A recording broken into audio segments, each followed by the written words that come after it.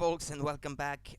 This is Ace Attorney Investigations Miles Edgeworth. I always have a bit of trouble reading that title because the title screen doesn't make it really clear how it's supposed to be read. Like Ace Miles Edgeworth Attorney Investigation or something like that. Well, it's always a bit of a thing that's confusing for me, but well, it is what it is. Okay, sorry that I'm a bit late again today, but we're getting started. And now, let's continue the second case of the game. Okay, oops. Yeah, from save point.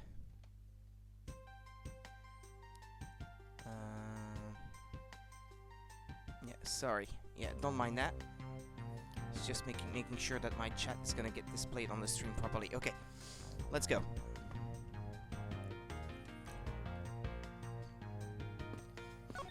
Don't get near me, you criminal. He said, don't get near me, criminal. I am not the killer, and I intend to prove that starting now. But that's contrary to the facts. He says, but that's contrary to the facts. I can understand his English just fine. Thank you very much. Hey, miss, how about another glass? Excuse me, but I was wondering if you know anything about the murder. How about it? How about a glass together? Sorry, but I must decline. I wasn't talking to you, I was asking the cute attendant. I'm sorry, but I'm on the clock right now. But if you need a refill, I'd be happy to bring you another glass at any time. You got it, Toots. That's no way to talk to a lady. If I may have a word with you? This steak, so awesome. That's great to hear. However, I would like to ask you a few questions. I was here whole time, so I want to know.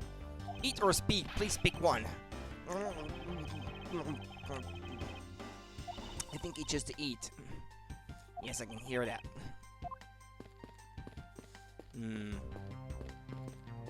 Well, this is my seat. Ah, that's right. I was in the middle of recreating a chess game. Just an observation, but aren't there too many red knights around that lone blue pawn?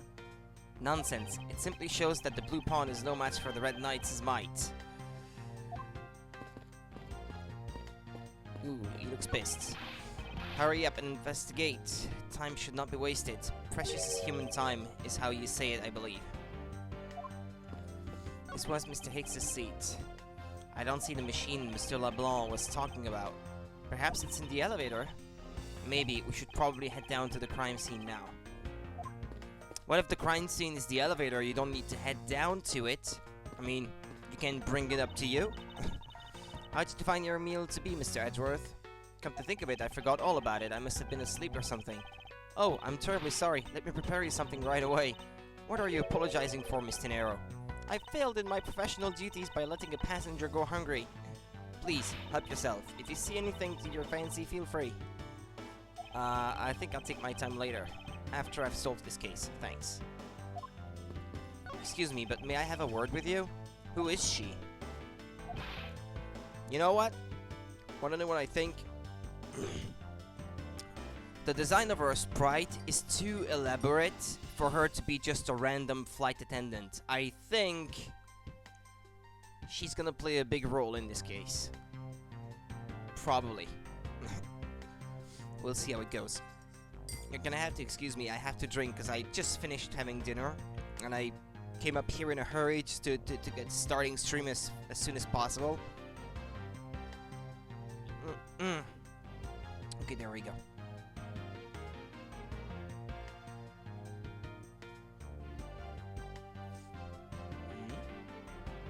Okay, my bad. You there. If you need something, please ask Miss Rhoda over there, okay? What the? Hey, wake up, you! I'm terribly sorry that she's being so rude, Mr. Edgeworth. No need for you to apologize. I just find it hard to believe she's asleep on the job. If I were a boss, I'd see to it that her salary was cut so low that it was in the red.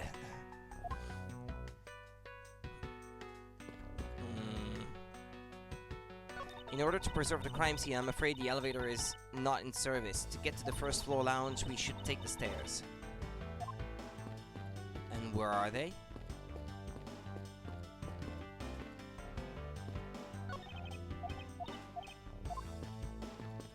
Oh, you can press B to run.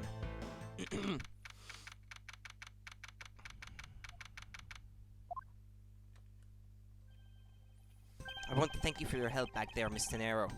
It was nothing. You should thank the captain for granting you permission. And just so everything is perfectly clear, I still don't trust you to that extent. I don't want you to think your standing with me has changed. I see. I will bear that in mind. I received an order from the captain earlier. I wanted you to know that we reserve the right to stop your investigation if we feel you are not making progress. And when we do, he asks that you please return to your seat at that time. So my time runs out at his and his crew's discretion, does it? I have to find a way to discredit Mr. LeBlanc's testimony before time's up. I understand. By the way, is there any place you can think of where the killer might hide on board? I don't think so. After every first-class passenger was accounted for at his or her seat, we made a thorough search of the plane. As for business and economy class, no one can move between those two classes in first class without a staff keycard. And we found no record of a keycard being used at all, which means that I have a first-class killer on my hands. At least I know that much for sure. What about that sleeping flight attendant? He's fishy. And that Mr. LeBlanc himself. And one other thing. No one else has been allowed near this crime scene since the murder was discovered either.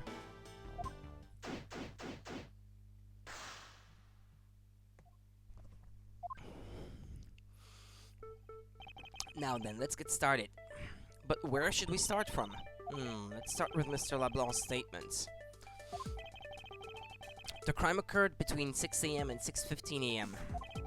During that interval, the only person in the lounge was myself, which would make me the prime suspect. However, since I did not kill Mr. Hicks, it means that the killer was around somewhere.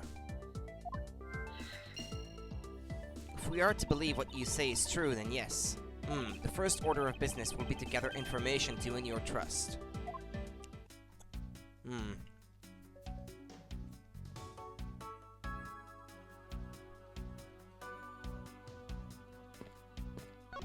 What floors does this elevator service? Only the first and second, although it can also go down to the cargo hold. However, that requires a flight crew keycard. So the only floors accessible to passengers are the first and second, huh? I won't rest until I've inspected every suspicious-looking nook and cranny. Yeah, well, that's what he usually does whenever he's, whenever there's still... Perhaps he says that any time that there is something left to find in a scene. What is this sinister-looking figure on the floor here? Taniki? Oh, that's a piggy bank of our company mascot, Mr. iFly. It's just one of the many pieces of merchandise we sell at our in-flight shop. This bank is a limited edition and is so popular that we're down to our last one. You have an in-flight shop? Yes, it's just beyond the lounge to the right. The shutter to the store is closed at the moment, but it was open the whole flight up until Mr. Hicks's body was discovered. There's blood on here. Could this have been the murder weapon?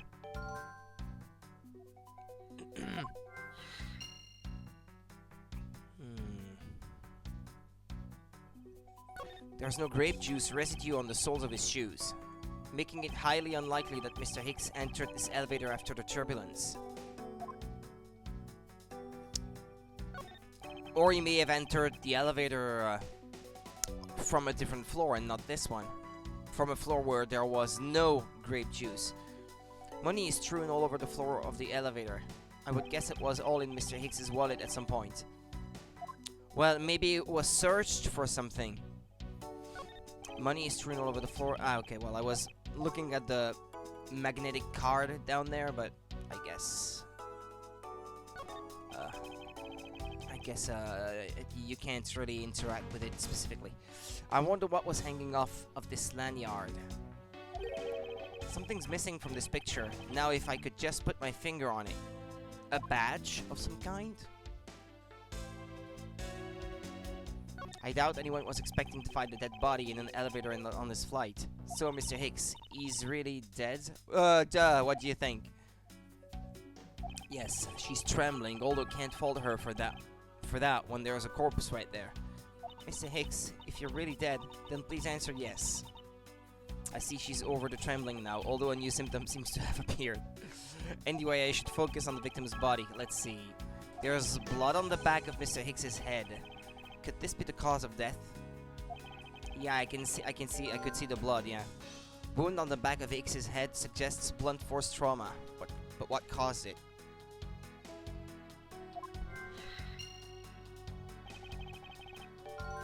Even his glasses are broken.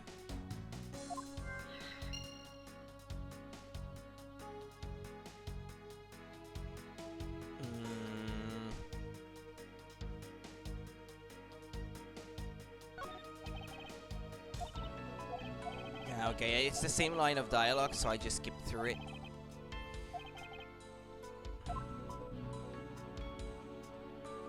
Yeah, I guess this thing poking out of his pocket. Yeah. There's something sticking out of his pocket. Hope he won't mind if I take a look at what's inside. It's a picture. It looks like it was taken inside a building somewhere.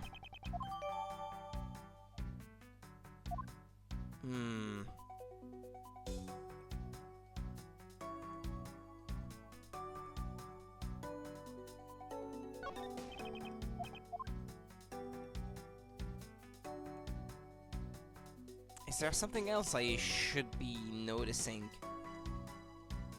The juice?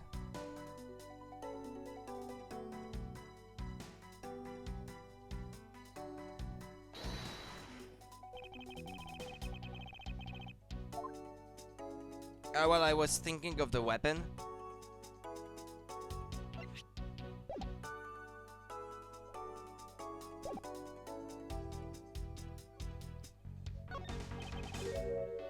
Well, I was hoping I could have it. Oh wait, maybe it's time to start putting stuff together.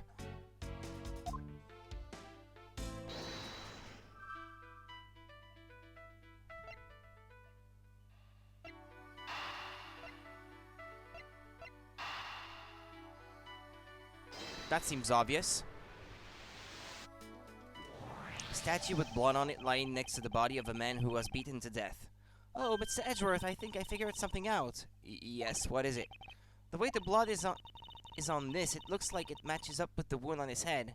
Well, aren't we deserving of the Master of the Obvious title? Well, what do you think, Mr. Edgeworth? Don't you think that's worth investigating? It would appear that this figurine is our murder weapon. Oh, I just knew it! I mean, I can't think of any other connection. Perhaps Master of the Oblivious. Not obvious. Okay, my bad. Would be more befitting. No, okay, no, yeah, so he did say Master of the Obvious before, and now Master of the Oblivious, okay. Mr. iFly piggy bank data jotted down in my organizer. Where was the killer? Elevator? Broken glasses?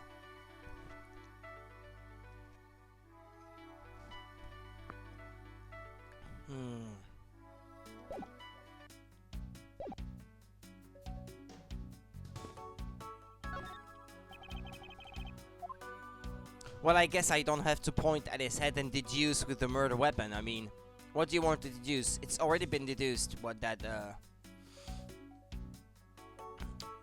Tanuki statue is the murder weapon.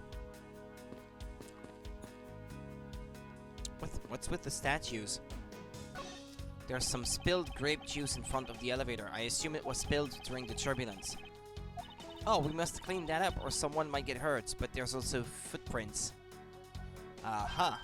What is it, Mr. Edgeworth? I found some very important evidence. What is the important piece of evidence in this scene?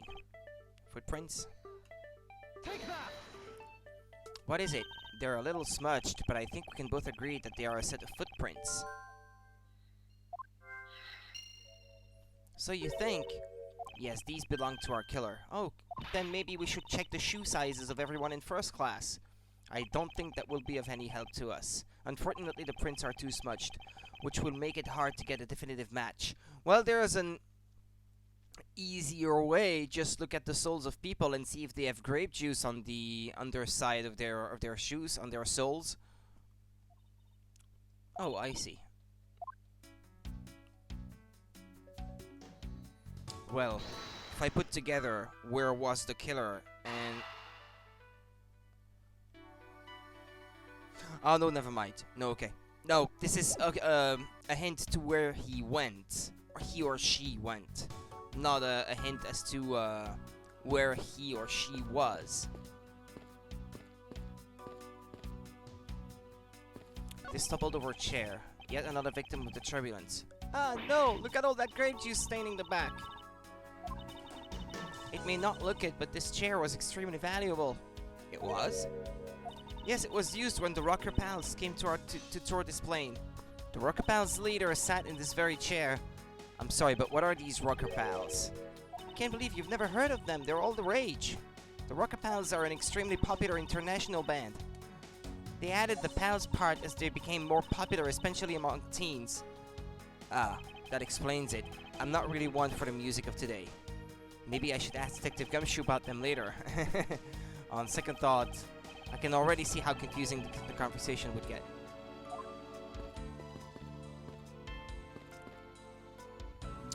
These counter windows offer a glimpse of the sky, but these clouds, they tell me nothing. Mr. Edgeworth, you look like you're talking to the clouds. Is that so? Then tell me, what do you suppose I said to them? I don't know, but it looked like a rather one-sided conversation. The clouds, they tell me nothing. There are a few copies of Sky magazine in the magazine rack. This month's special is an English trivia quiz. That's not a bad idea. I've heard that the youth of today don't know a particle from a participle.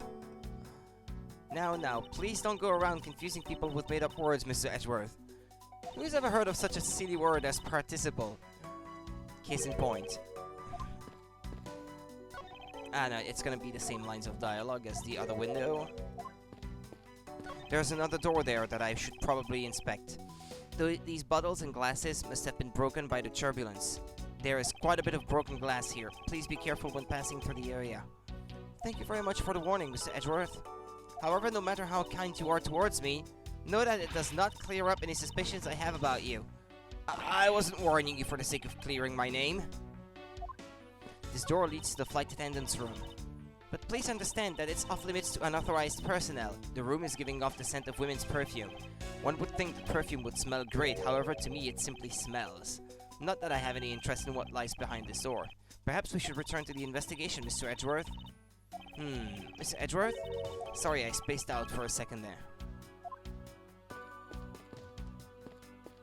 Could the killer have been hiding inside the piano? This grand piano is the pride of this plane. It can play the music of whatever CD we insert into its CD drive. That's not a piano, it's more like an overgrown music box. Ah, but its keys depress along with the music as though there really is someone playing it. Some people have entirely too much money to waste on overly complex toys. Okay, well, I suppose he would have handed it to the organizer if that was... The in-flight shop is just beyond the shutters. But we don't have permission to open them, so I'm afraid I must leave them closed. There must still be clues to be found here in this lounge. I must remain ever vigilant. Okay.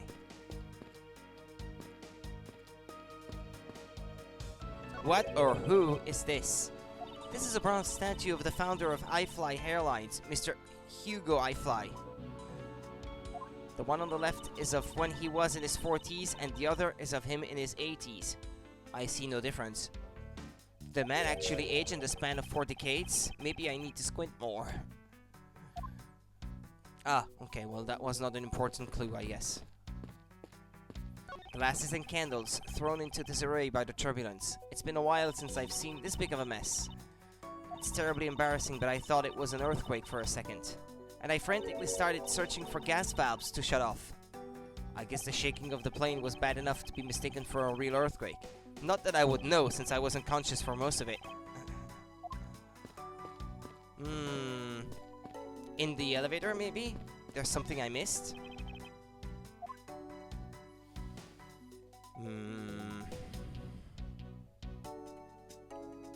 I don't know, I feel like I've already looked at everything.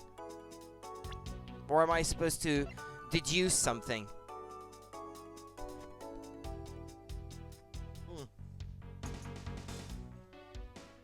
I wanted to have a better look at this picture. What's that exactly? The inside of a museum? Oh, yeah, this is the thing that he is missing from around his neck. You can see it in the picture.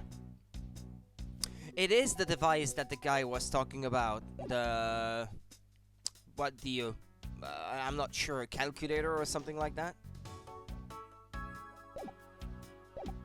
Is there something like that in logic? Oh, no, wait, no, maybe use deduce. Yeah, no, wait. I'm still getting to grips with that thing, so... Is this spot somehow connected to any of the evidence I hold?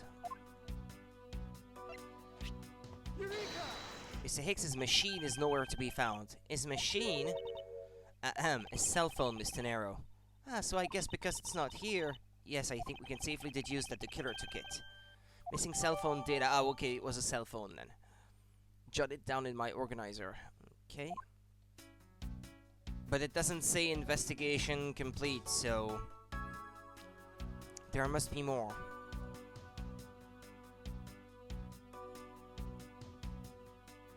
Oh, the deduce thing is gone now.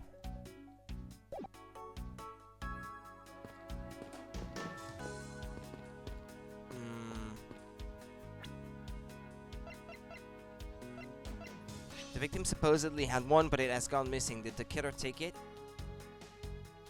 Usually on display at the in-flight shop, found on the crime scene with blood on it. Found in the victim's pocket, a souvenir picture perhaps? Reports. Details, meals, movies, and other services inside. Touch the check button for details.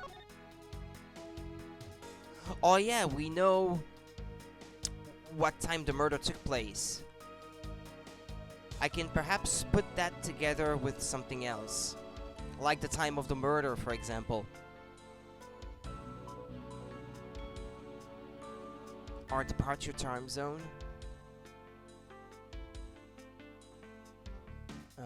Well, I guess at 6 a.m. Yeah, drinks were being served or something. Which would explain the grape juice.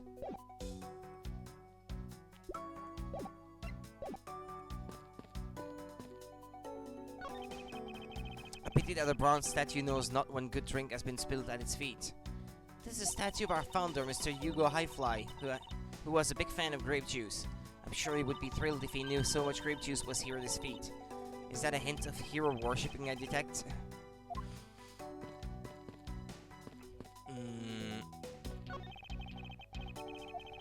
Delightful scent of grapes is obscured by the unpleasant smell of the crime scene. The scent in the air. It's the same smell as the smell of my towels after they come out of my home dryer. I would have never expected something like that by looking at you. I suppose everyone has something unpleasant about them. Should I talk to her, maybe? Are you in need of assistance? Mr. Nero, I'd like to ask you about investigating the lounge. As long as you have the captain's permission, I can't stop you from looking around. If you could pass a message along, tell him I'm grateful for his spirit of cooperation. I will, however, please realize that you are still under suspicion. To be honest, I still have my doubts about you. Of course, and I take no offense. Do you really understand what I'm saying? Yes, verily. Do you pick and swear you do, on your honor as a professional prosecutor? I pinky swear I do, on my honor as a professional prosecutor. Well, I guess that settles that. I feel my honor as a man slowly diminishing. Did you notice anything? I was wondering whose footprints those are next to the elevator. I'd say the killer's, wouldn't you say? Even if they aren't, I'm sure they are a vital clue to solving this case. Oh, maybe there are other clues waiting to be found in other places. Come on now, Mr. Edgeworth, let's go find them together. A word of advice, nobody likes a credit thief, so stop stealing my lines. I was wondering if you noticed anything, Mr. Nero. Yes, I can't help but notice the sad atmosphere in here. Yes, it is a rather tragic crime. I'll say, robbing the poor man after bludgeoning him to death. Talk about rubbing the salt. I can't forgive someone who would do this to a passenger of mine. I swear as a professional flight attendant that I will capture the culprit with my own hands. And I promise as a prosecutor to solve this case with logic and deduction.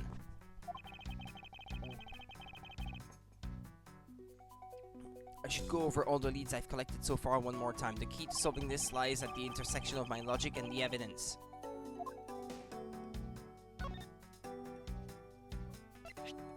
Even if you show that to me, I still cannot allow you free reign. I'm sorry, but I must admit that I still have my doubts about you. Guilty until proven innocent, I see. Well, that's the way of Japan. Yeah. A certain Carlos Ghosn at the moment would know about it. Even if you show that to me, I still cannot... Ah, yeah, okay. Well, I guess it's... Perhaps it's completely pointless to show anything to anyone.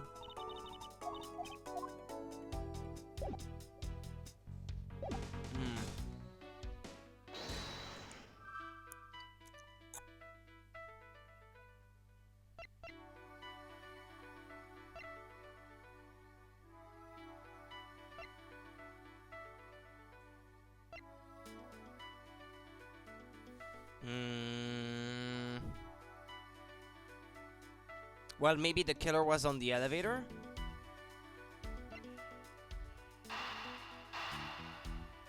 Is it gonna work? Okay. True, there wasn't anyone else in the lounge other than myself right before the turbulence, but if the killer was in the elevator along with the victim, then that's a different story. If only I could prove that the killer rode the elevator with Hicks.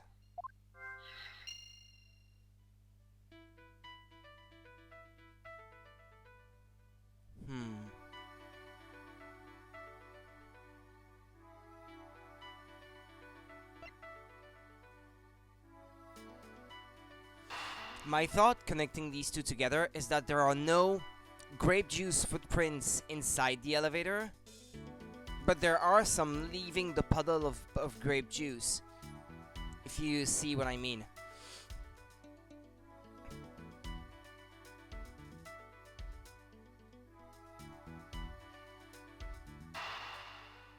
Maybe. I'm not sure about that one though. Ah no, okay, there is. I had it. I'm sorry, but I don't understand, Mr. Edgeworth. I can prove that someone other than myself was here around the time of the murder. What? Really? Yes, it's rather simple actually. The proof is in the pudding, or rather, the grape juice in this case. These footsteps here confess to me this very fact, that someone exited the elevator alive. Seeing as how the victim is dead, that would mean the second person. But couldn't the footprints be from Mr. Hicks himself? But if you take a look at our victim's shoes, you can see the soles are spotless. Yeah, and he wouldn't have taken time to wipe his feet after dying, would he? Which means Mr. Hicks wasn't alone in the elevator. In fact, it's quite the opposite. There was actually one other person inside the elevator. Grape juice footprints data jotted down in my organizer.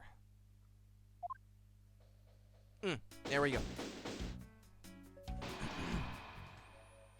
Okay, well, so far it's alright, I guess. I'm not struggling too much. But then again, the game is only just getting started, so no need to get cocky just yet. What's going on over there?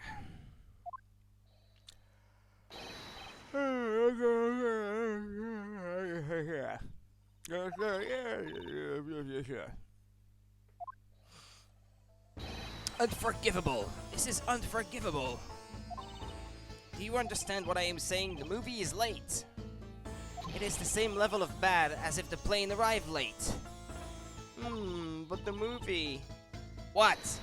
I will not talk to you anymore. You are just wasting my time.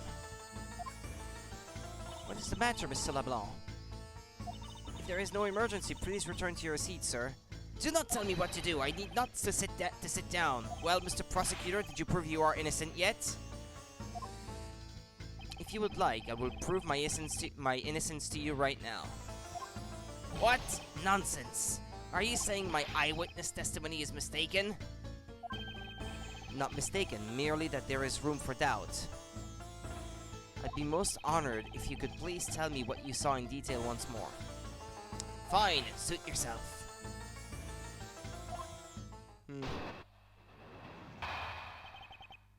What I saw. I am certain I saw Mr. Hicks enter that elevator. It was when the needles on my pocket watch pointed to the 6 and the 12. The body was discovered 15 minutes after that in the lounge, yes? Then you, the only person in the lounge at that time, must be the criminal. Mr. LeBlanc's conclusions seemed to make logical sense. After all, the only person in the lounge at the supposed time of the murder was me. So my eyewitness testimony, if you think you can destroy it, then come, let me see. Hurry, do I look like a man who is having the time to wait for you? Why is he so irritated? I'm the one accused of murder here. Anyway, I must find a way to discredit Mr. LeBlanc's account somehow, and fast. They are both from the same country. Did they know each other? I am certain I saw Mr. Hicks enter that elevator.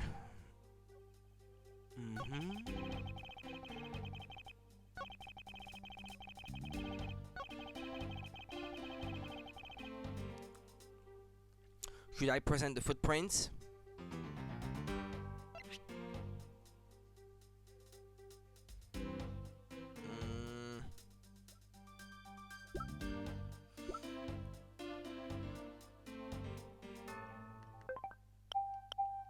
Just because I don't want to lose any points. Nah. Nah, that's not it. If you do not know how to use it, then give it to me. I will try to use it for you. Yeah, okay, well, fair enough.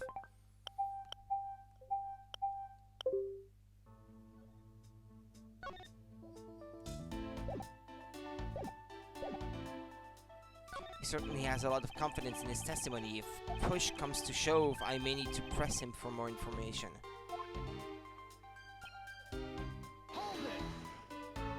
Mr. LeBlanc, were you able to get a good look at the inside of the elevator at that time? Of course I saw what was inside. And you are sure that the victim was in the elevator alone?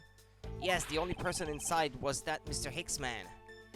This last outburst is a bit too important to let go. Well, this is where I have to show it then, I suppose. Alright, okay.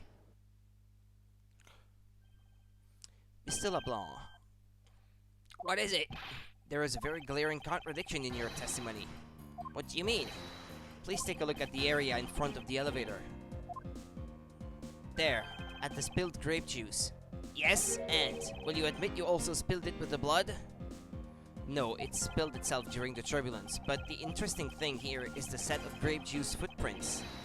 Footprints? Yes, the ones that lead from within the elevator house into the lounge itself. It's evidence that proves that someone other than Mr. Hicks exited the elevator alive. And there is another proof of that. The fact that the phone is missing. I mean, it had to leave the scene somehow. There must have been another person in the elevator with Mr. Hicks. Now then, I'm done playing games. Why don't you tell us the truth? Can you please translate for us? Why her? Ooh! Ooh! Ooh, the boobs. Ugh, we have boobs. Ooh. No, wait, that's totally impossible, I guess is what he said. No, wait, that is totally impossible. I know there was no other person in there. I saw with my own eyes. If you want to know what I think, Mr. Edgeworth, I don't think Mr. LeBlanc is lying to us. I suppose she's right. He doesn't seem to be lying. But then, what does it mean? What about this contradiction? Mr. LeBlanc, please just once more. Will you recall the details of what you witnessed for me? What I saw, part 2. I was very upset when Mr. Hicks passed by my seat. I was always checking the time over and over again. I happened to follow that man with my eyes when he passed me, and I saw clearly into the elevator he was entering, but I swear there was no one else inside. No one. How indeed. If you would please calm down. What, dare you two have an issue with my eyewitness testimony? No, not at all. Please forget I said anything. Yet again, he doesn't appear to be lying, but I can't let this testimony stand as the truth.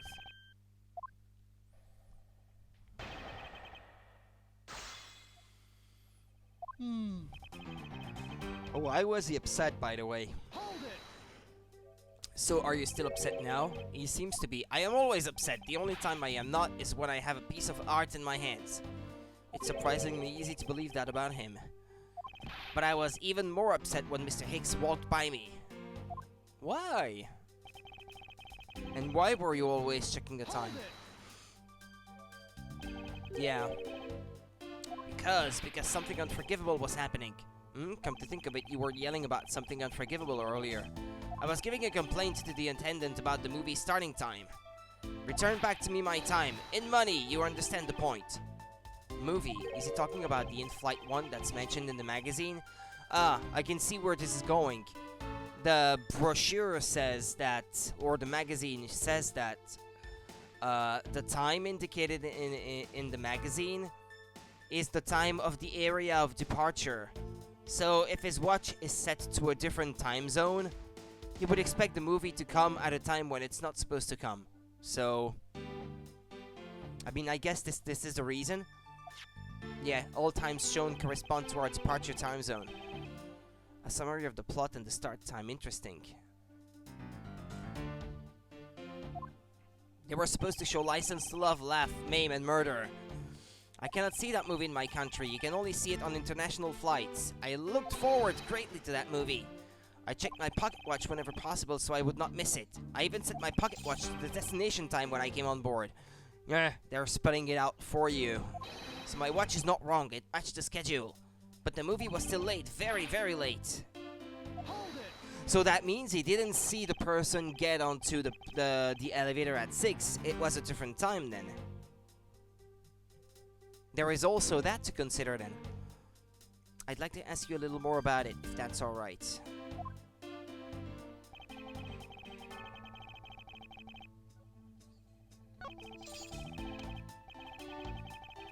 I'm gonna show him the magazine. Maybe this is what I have to do. Yeah, there we go.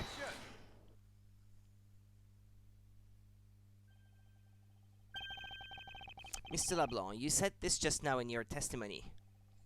I even set my pocket watch to the destination time when I came on board. Now, if your watch has been set to your destination's time zone, it would mean that your watch is displaying the time of our destination. Yes, and the correct time is worth its 6 cents. I would like you to take a look at this. If you believe the Sky magazine, clocks on this flight run in accordance with the time of our departure time zone. Of course, the movie schedule was also created with that in mind. Mr. Nero, for confirmation's sake, what time zone is this flight aligned to right now? Well, we made a short stop at a transfer point. That's right, it was in that small Asian country, the Republic of Zhengfa. But we didn't readjust our onboard clocks at that time, so right now we're still running on Borginian time. What? The time difference between Borginia and our destination is 9 hours. In that case, it's only natural that your watch would be out of sync with the schedule. What? Further, with your analog watch set to our destination's time, it would appear to be running 3 hours fast when compared to the flight's onboard clocks. It also changes everything about your testimony, and you can bet 1 million cents on that. In light of this information, it means you saw Mr. Hicks 3 hours prior at 3 a.m. He didn't... My 1 million cents! This should clear up all of the remaining accusations. So this basically widens the time frame for the time of death, right? Yes, because Mr. LeBlanc saw the victim enter the elevator at 3 a.m., it means that the time of death could be anywhere from 3 to 6:15 a.m. The question now is where was Mr. Hicks during that span of time, and what was he doing? I've got something to say. What's your name anyway? And you are? Yeah, oh. I'm Camille. Is there a joke in there? Camille? Yeah, or I suppose it's like Camille, but in 2 words. Camille. I'm a flight attendant. And what is it you wish to say?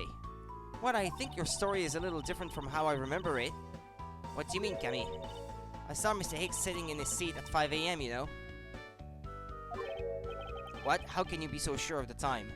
Oh, that's right, he pushed his call button while we were parked at the transfer point. A message from Mr. iFly. This flight will be making a brief stop to refuel the transfer cargo in the Republic of Zhengfa between 4 and 5 a.m. We ask that all passengers remain on board at that time. Thank you for your cooperation. Transfer cargo?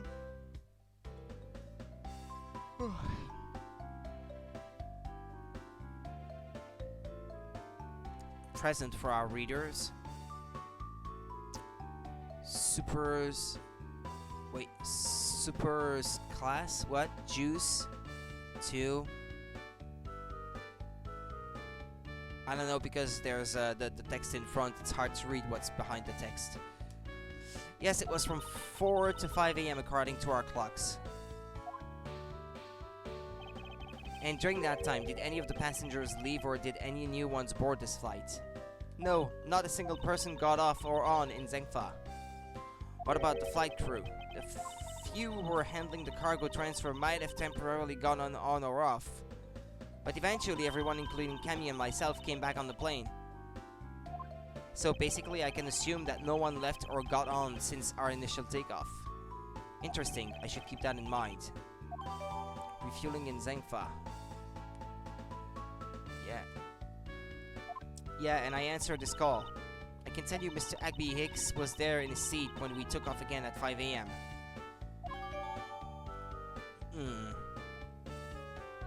Alright then, that puts the time of the murder between 5 and 6:15 a.m. Okay, now what time did you come down to the lounge, Mr. Edgeworth? I remember coming down here almost as soon as we left the Republic of Zengfa. Ah! You were here the whole time from 5, yes? Then you are the only one who could be the killer. Mr. Edgeworth, were you really here in this lounge the entire time from 5 a.m. onwards? Unfortunately, yes. But then, how do we explain the footprints? It's not that obvious. This man waited for Mr. Hicks here in this lounge, waited to kill him, and then he put the corpse into the elevator.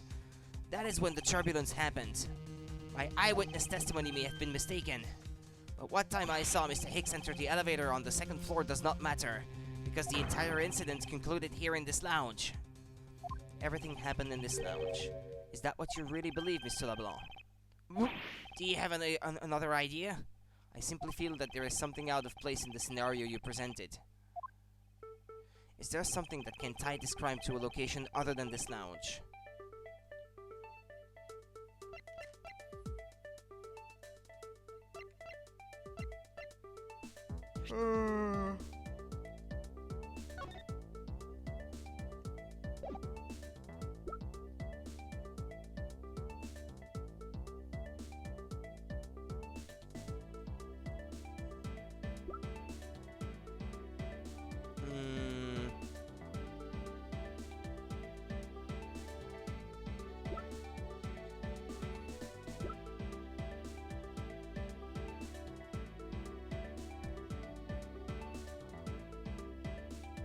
Well, yeah, the fact that the phone is nowhere to be found, I suppose, means that the murder is connected to another location.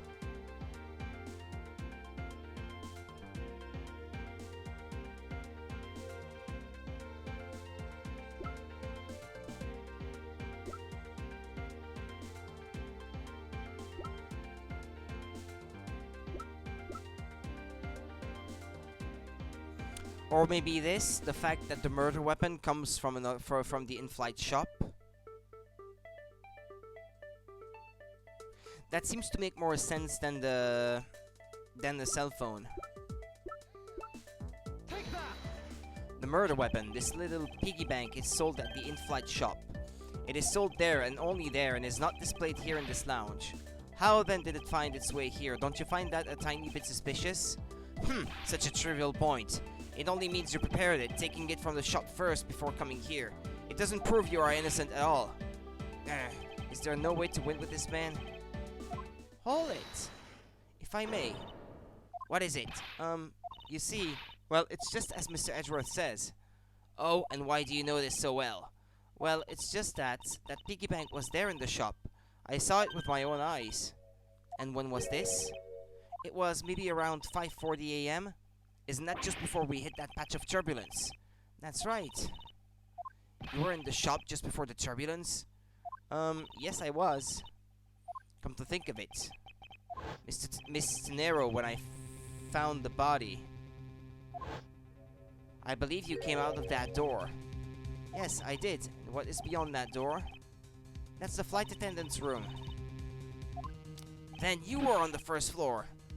Yes. I had to do something at the shop and in the flight attendant's room.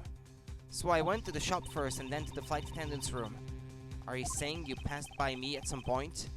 Yes, you seemed really into the issue of Sky magazine you were reading at the time. I don't suppose you noticed me walking by? I vaguely recall someone walking by, but I didn't take notice of who it was. Anyway, the piggy bank was definitely there at the shop when I went there. Why did you go to the shop in the first place? I went there for a work-related matter. Work, you say? Yes, the upkeep of the shop is also one of my responsibilities. Why did you not say anything about that until now is what I want to know. In any case, I believe it's clear that the shop needs to be investigated as well. Shall we head over there then? What is it now? Aren't you forgetting something, Miss Rhoda? Don't you need the captain's permission to check the shop? Who is Miss Rhoda? Is it her first name? Oh, okay, no, never mind. Yeah, it's her first name. Because I was wondering about that. No, I haven't forgotten, but I have already asked him for permission to search the entire plane. So I think we're alright. Huh? That's weird. What is? Well, I just talked to the captain, see? And he said that he didn't give you permission to do anything like that at all. How was she talking to the captain? She didn't leave the room while we were discussing this. What is the meaning of this, Mr. Nero? It means she's lying. Go on, admit that you are. You said you had permission to search all over, but you don't, and yet here you are. You, flight attendant. What are you trying to do? Pull the sheep over us? The captain's calling for you, Miss Rhoda. Uh-oh. Oh, but don't worry, I already got permission to search the shop from the captain. See, unlike you, I do things the right way. Mr. Nero, why would you do such a thing? Please excuse me. Looks like I get to be in charge now. Please go back to your seat, Mr. LeBlanc. Now then, Mr. Edgeworth, if you would follow me, I will be your guide from now on. Oh, there's something about Mr. Nero that has piqued my curiosity, but right now investigating the in-flight shop is my priority. I find that girl to be a lot more suspicious myself, but...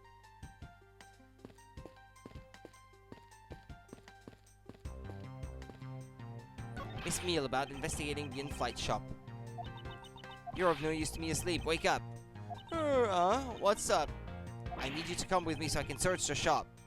Go on ahead without me. I'll catch up with you later. How has this woman not been fired yet? Weren't we going to go to the in-flight shop? I thought it was that way. Ah, okay.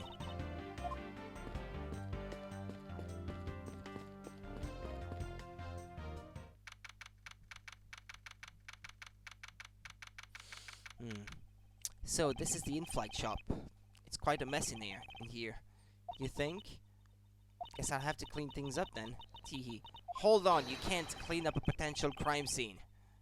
Oh, thank goodness. I hate cleaning so much. I mustn't rush things here. I must remain cool, calm, and collected. Is it just me, or is it that our sprite doesn't show her boobs as much as our character portrait does? Ah, no, my bad. No, okay, yeah, I can see where it shows now. Because this piggy bank was left at the crime scene. There is a very good chance that the killer had paid this place a visit.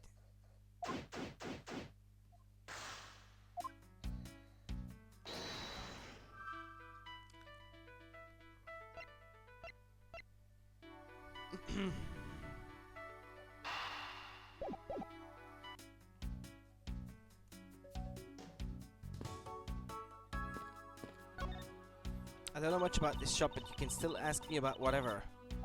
Notice anything? So what do you think about what has happened regarding this case? Oh, I don't know. I guess I think you're the killer though, Mr. Edgeworth. I can assure you that I'm here in this shop to prove just the opposite. And she fell asleep. Yeah, but it was me that got you the permission to look around. You know. So don't forget that, okay? How am I supposed to thank you properly if you insist on falling asleep? Well, you know what would really show your thanks? You see that item for sale over there? Sorry, but you're going to have to make do with my words of appreciation. Okay, let's move. What are these? Oh, those are our company's completely original line of suitcases. They're practically flying out the door. That's how popular they are. You should buy one and see how you like it. You won't regret it. Perhaps that's how things work on this flight, but in the real world you try then buy. No way! But either way, it doesn't really matter. True, either way, why would anyone buy a suitcase after they've boarded the plane? Yeah, I was thinking the exact same thing, you know? Anyway, see that? Just look at all the Mr. iFly heads painted on there. Cute company mascot, isn't he? They're painted on with a lot of care. Doesn't he look like he's about to jump out at you? It is certainly making something jump inside my stomach. It's horrible, that's for sure. The garish colors. Huh? Oh, I guess there's no footing your refined tastes. You looked like you really wanted to get one, and I thought I was going to finally make my first sale, but you saw right through it. Glad that's done though. Never make me try to give you a sales pitch ever again, okay? But I never showed any interest in it to begin with. Gee, it really is pretty horrible, isn't it? You want to know something? This suitcase was designed by Miss Rhoda. Miss Nero designed this? Is she colorblind or something? Yeah, it was a company-wide contest. Well, it does have a very sharp design sense. Haha, sharp, like stinky sharp, cheddar maybe.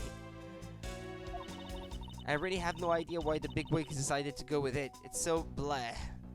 Miss Nero designed this, did she? It's definitely not what I would have expected. What was that? I'm fine, please watch yourself, Miss Meal. Letting a suitcase freely roll around has got to be a safety violation. Planes shaking caused it to roll. In-flight suitcase displays can be hazardous. Here, I'll put it back.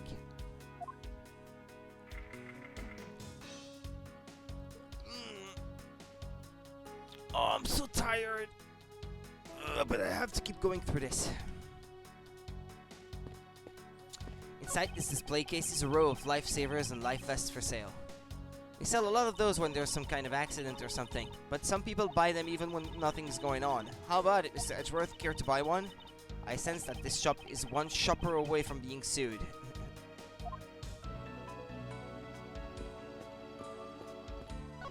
There are all kinds of luxury name brand merchandise for sale in this display case, and they're lined up in just such a manner as to scream "Buy me" to any passersby.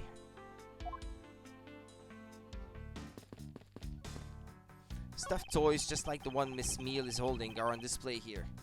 They're relatively cheap, which explains why they're displayed so haphazardly. How about it, Mr. Edgeworth? You know you want one too. They're great for when you're stressed. Why do I envision stuffed animal abuse when she says that?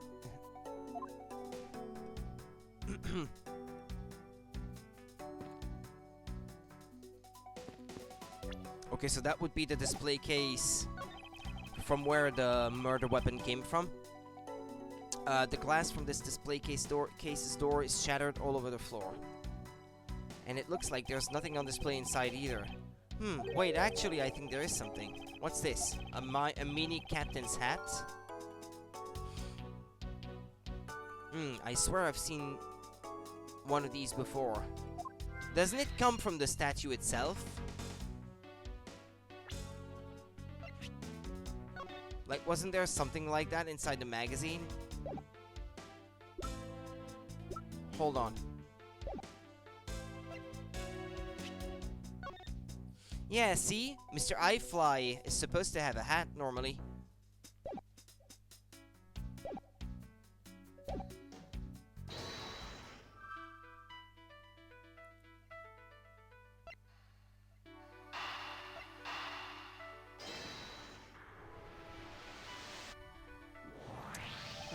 The hat probably used to be on the piggy bank's head. Let's give it a go and see. Hi, RNG! You're on lunch break. Ah, okay. Hope you have a good one then. The hat probably used to be on the piggy bank's head. Let's give it a go and see. I believe this piggy bank was forcibly removed from this display case. Does this mean that the killer broke the glass to get at it? Mr. iFly piggy bank data updated in my organizer. Eh? Really? Don't tell me you don't know what things go where in this shop. Well, actually, I thought it was a teddy bear that she was holding, but it's actually the mascot of the airline, and it had the same hat. So, well, I don't. Miss Rhoda is in charge of this place. So come on, how should I know anything? I sense that further inspection of this display case is needed.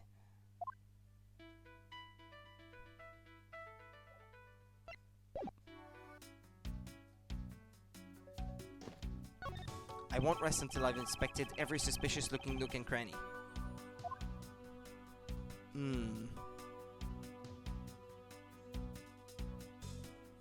What's that?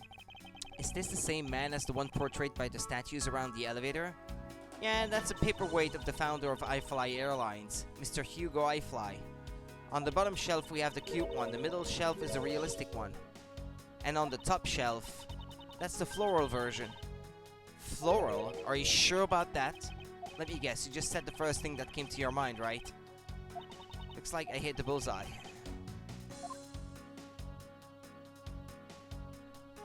iFly Airlines related books line this shelf. The history of iFly Airlines, the future of iFly Airlines, the 7 wonders of iFly. Flight on, iFly Airlines.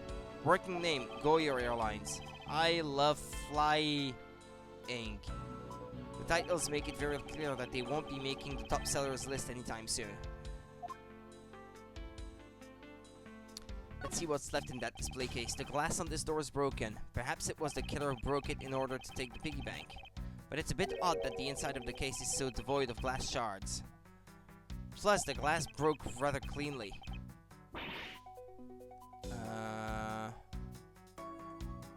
What is it? I touched the glass and it cut my finger. It hurts, Mr. Edgeworth. It hurts! Please tell me you can deal with such a minor cut on your own.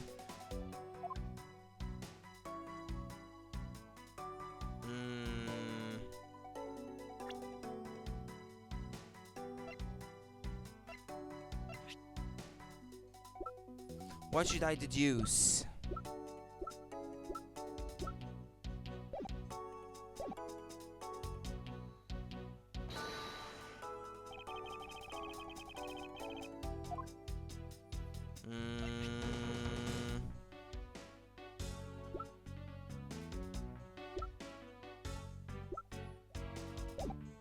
Nah, I don't really know what to pick on this one.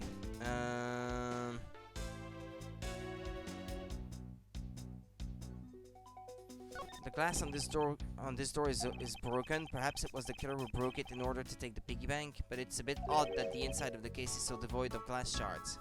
Plus the glass okay, well, it's the same line of dialogue as earlier. Okay. Hold on, let me look at the logic thing. The victim's glasses were broken. Were they broken during his murder? I still don't know about the glasses.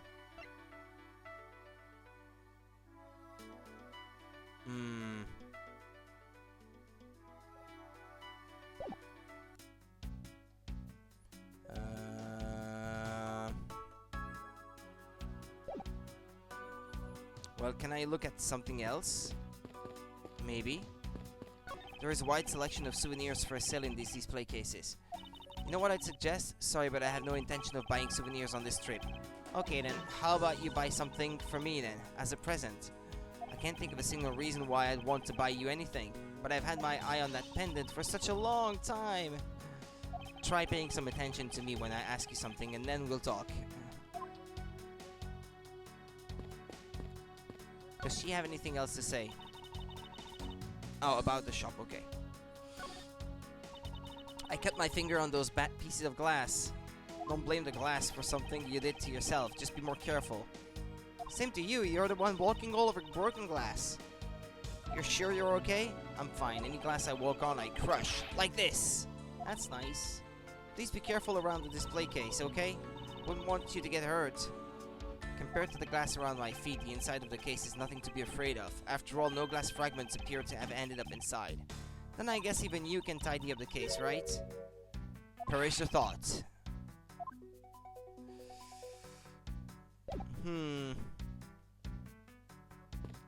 Beautiful flowers in a beautiful arrangement. I feel cleansed just by looking at them. It's Edgeworth, you're getting pollen all over.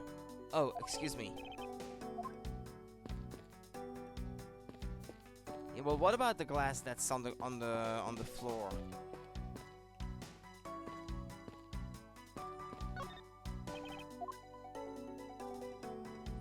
For security, there's a lock on this display case. Miss Meal, if I may ask you about this lock. The one who's in charge of the shop is Miss Rhoda, so... She's got the keys to all of the display cases. I see. Oh, I bet you want to buy something. Do you want me to go get the key from her? No, that's alright.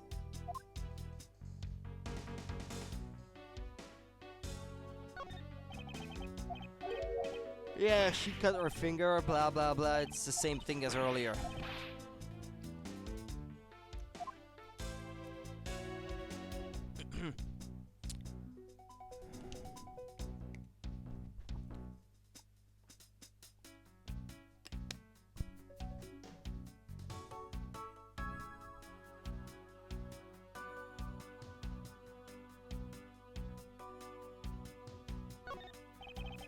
Yeah, I thought I might be able to take a look at the other things inside, but I can't.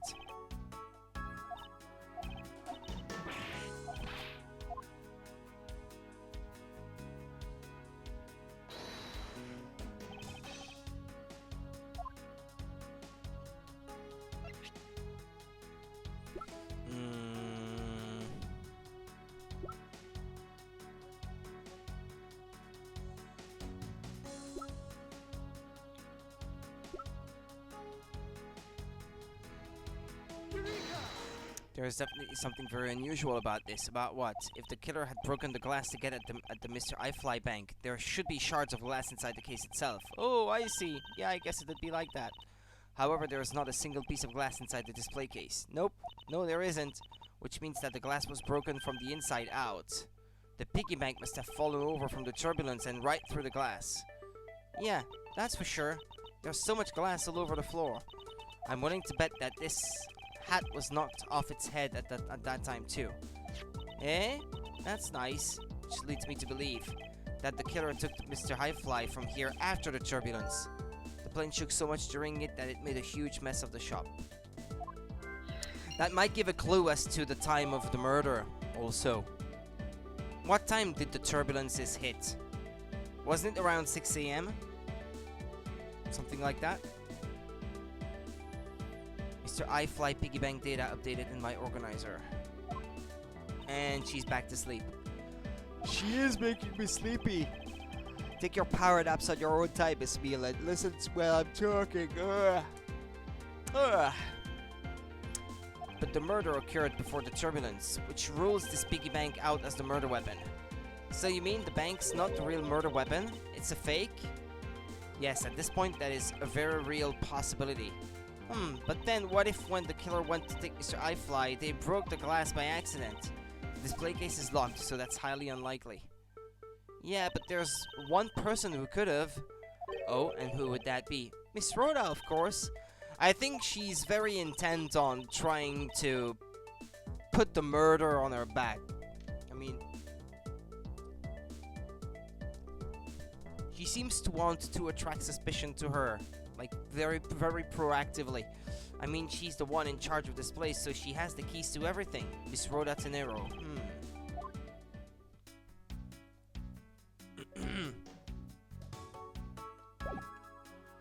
Is there something in the logic section that I can put together now that I couldn't before? Okay, well, the broken glasses of the victim could have been broken because of the turbulence, maybe.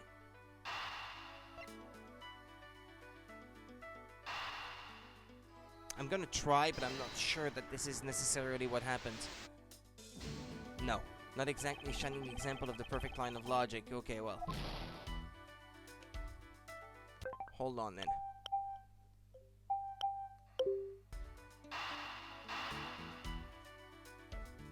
No, hold on. Turbulence and suitcase, though, those could be going together.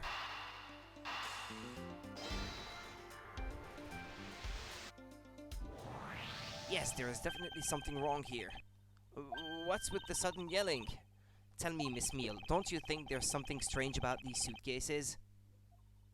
Oh, well, sure, they totally ooze strange, like the color and such. That's not what I'm talking about. Now pay attention. You're scaring me, Mr. Edgeworth. Sorry. These suitcases are lined up a bit too prim and proper. Yeah, they look a bit uptight, don't they? But I guess they take after their creator. Hehe. Again, that's not what I meant, Miss Meal. Don't you find it unusual that these cases are the only things undisturbed by the turbulence? Never mind. I'd sooner find an answer by inspecting these suitcases myself. Well, it means that someone has been in there after the turbulence to put them back in their place. Upon closer inspection, they really are quite hideous. Hehe. I wonder how Miss Rhoda would have reacted if she'd heard what you just said. What's wrong? She makes a good point. It would be wise of me to watch what I say out loud. What's this? I've spotted something that's not quite right. One of them seems to have little things in front of the wheels to prevent them from rolling, but not the other one. What is so unusual about the suitcase?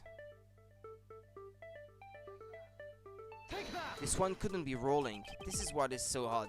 I don't think it's that strange at all. Well, maybe not to that extent. Oh, okay, no? Okay, well, what then? The fact that there are none on the other one? I mustn't overthink this. I should let the answer come to me. What is so unusual about the suitcase? Or is it the fact that this one is missing those?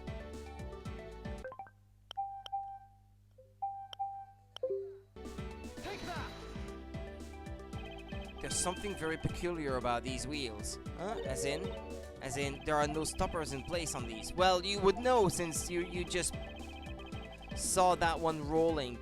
Without stoppers, one would think that the turbulence would have sent it flying. And so it is very likely that the suitcase was placed here after we hit that turbulence. Let's take a closer look at it, shall we? Such garish colors.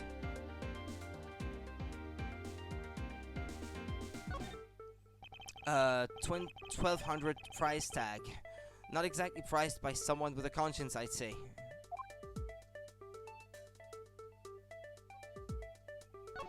This was apparently designed by Miss Nero herself. The design has a certain je ne sais quoi about it. Yes, perhaps that is the best way to put it.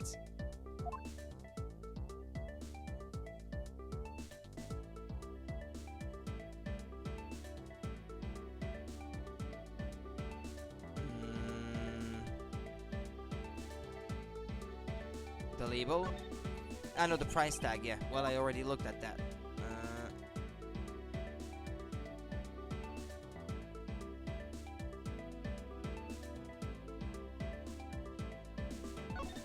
What's this? The wheel is completely covered in something. This color and this scent. It appears the substance in question is grape juice. But why would there be juice on the wheel of the suitcase?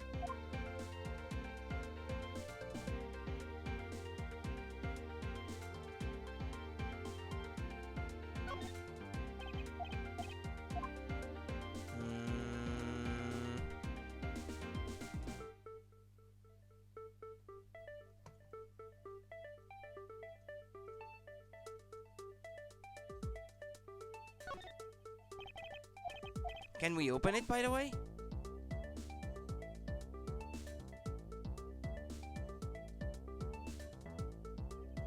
It would appear to be unlocked. Let's take a look at what's inside.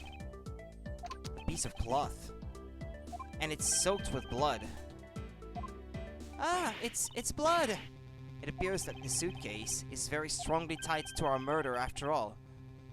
Investigation complete. Excellent. So explain this to me. What does this suitcase have to do with the murder?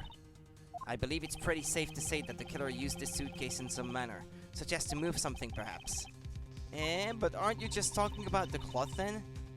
That alone is too small. A larger item would be needed to move what I'm thinking of. The thing I believe the killer used the suitcase to transport is... the body? Is that possible?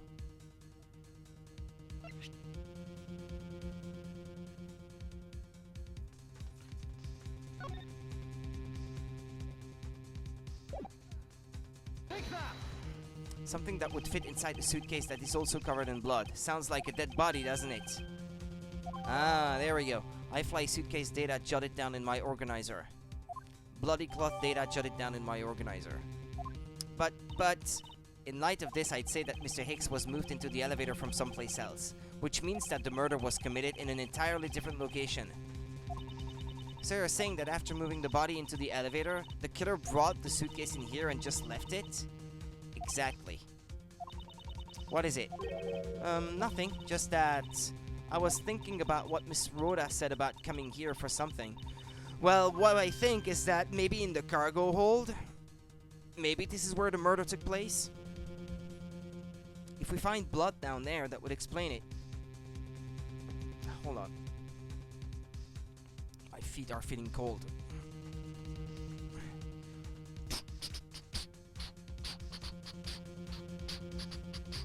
Excuse me, Mr. Edgeworth.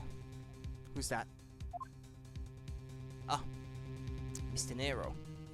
I wanted to give you a bit more time, but I'm afraid I wasn't able to convince the captain. Well, it's okay because I've already established that the murder didn't take place where we thought it did.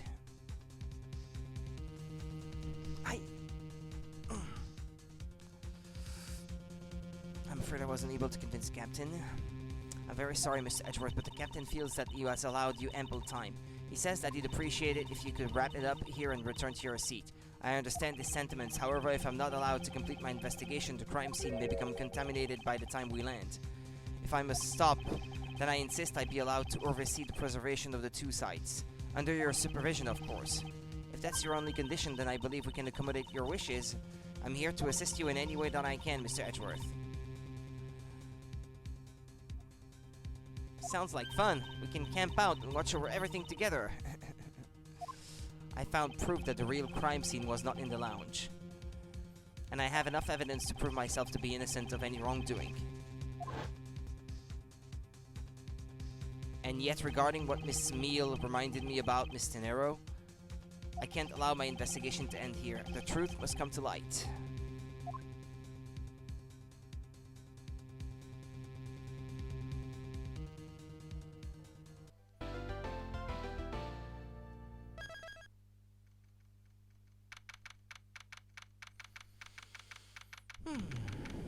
Oh, we have arrived. March 12th, 1 p.m. local time, Hope Springs Airport.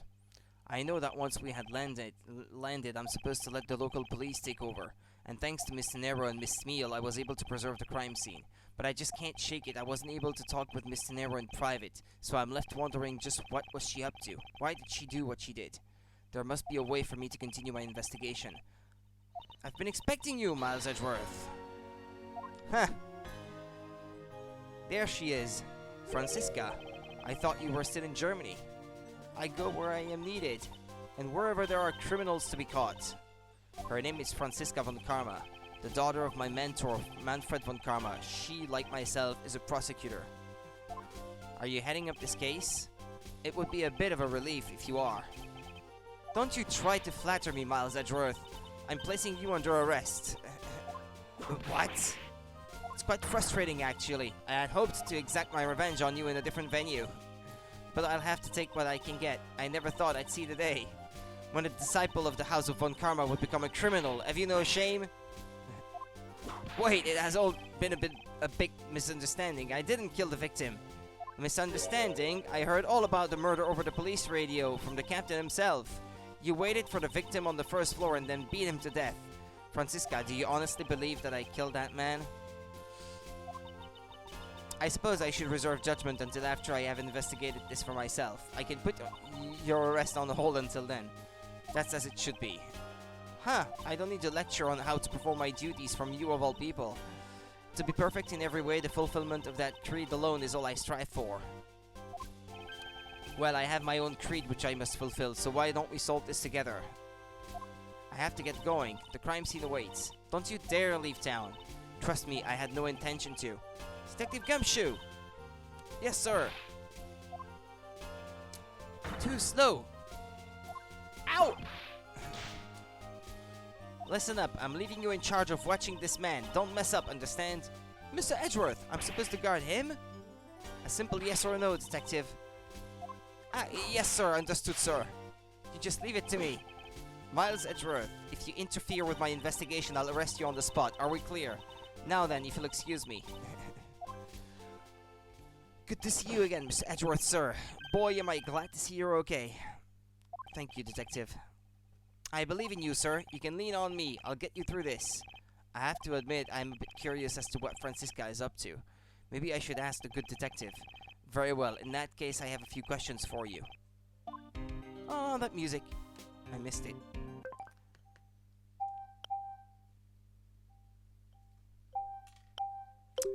Excuse me for a brief moment. I have to check something. I'd like to know at least how long this case is going to be.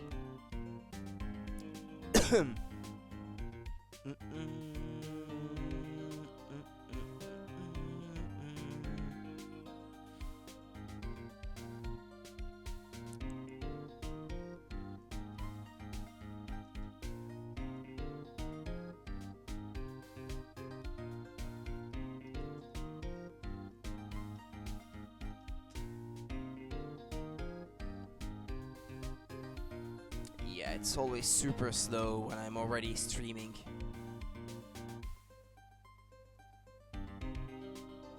Bear with me, please. Well, I guess while this is loading, I can keep going. Lunchland. Not bad, I guess. It's gotten big enough to warrant its own branch shops. What should I go with? I recommend our airport special World Flags lunchboxes, only available for a limited time. We have a variety of lunchboxes made up to look like different countries' flags. I wonder if they're aiming to take Lunchland to the international market. This man wasn't first class with me. He was quite shaken up by the whole affair. I did it. I made it the whole flight. I'm not scared of turbulence anymore. He must have been pretty scared. He's repeating the same thing over and over to himself.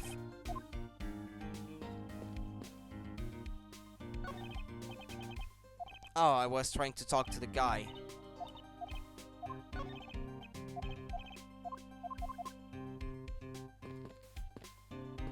Hey, that guy in the back. Doesn't he look like that guy from the script writer or something like that from the first game? From the studio. No? I mean, to me, it looks kind of like it.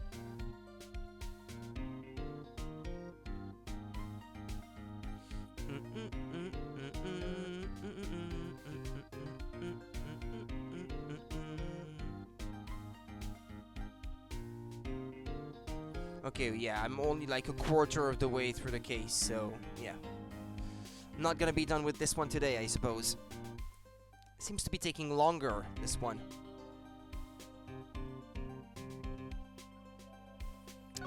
Looking from behind, I think I've seen this man somewhere before. Me too.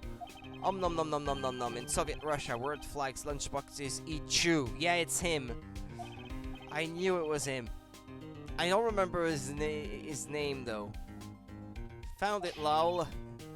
Oh, I feel I have a wave of creative powers coming on. It's over 9,000 lulz. For my next lead movie, it's gonna be the Steel Samurai Warrior of Neo Old Tokyo versus the World Samurai Champion of Earth. It's gonna rock sores so many box sores. So the Steel Samurai is finally getting a movie.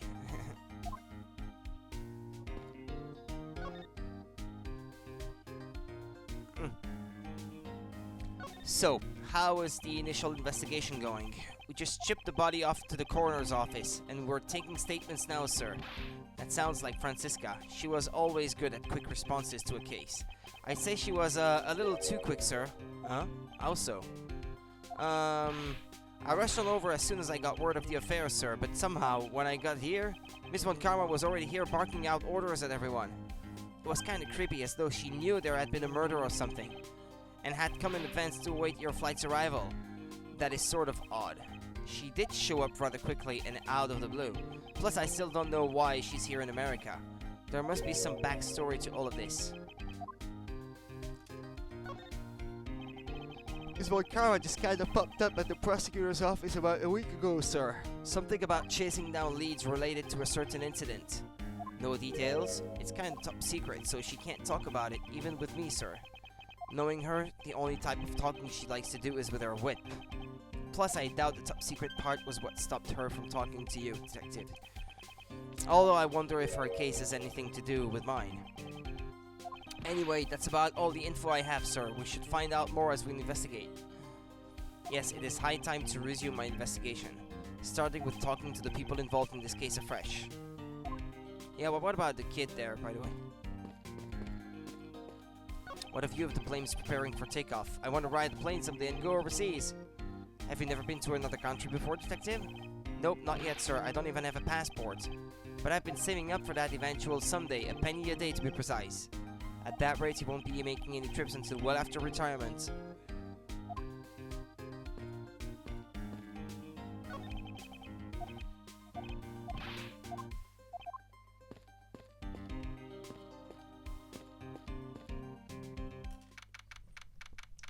We're aboard a plate again.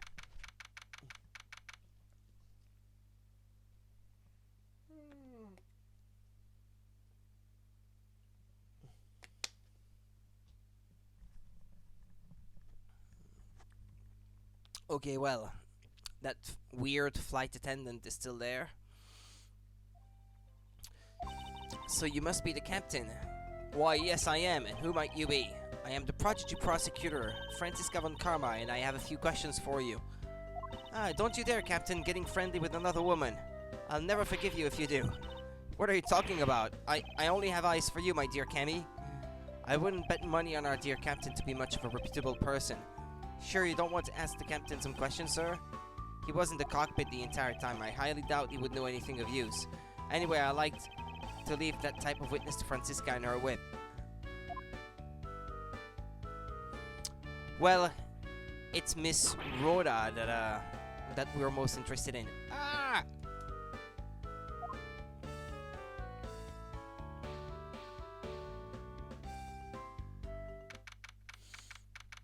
Rhoda Tenero. Now see here. Ah! Sorry. I'm sorry. How long do you intend to hold me? It is impossible for me to be the criminal, I told you. Mr. LeBlanc. Oh, it is you. Tell this man to stop stopping me from going. Time is money. I don't have even 1 second of wasteful time to spend.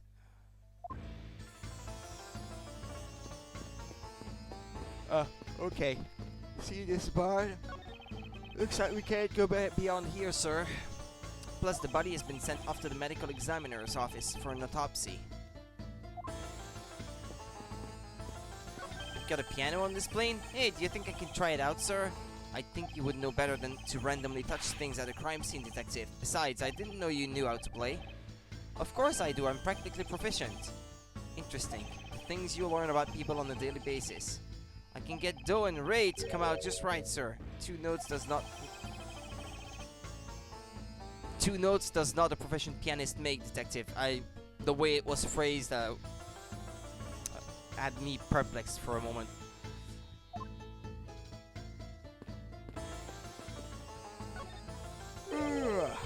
Did you finish taking a statement yet? Yep, hold on, sir. I do not concern if you're not done examining the cargo hold. I want my cargo back. If you make a single scratch on my art, you will pay. Art? What sort of art? Mr. LeBlanc is an art dealer, so he's got a bunch of artwork down in the cargo hold, sir. There's practically a mountain of them, large and small. From folk costumes to stone statues, I sell all kinds of arts. Folk costumes. Speaking of which, Mr. LeBlanc's hat. It kind of looks like that other piece of cloth.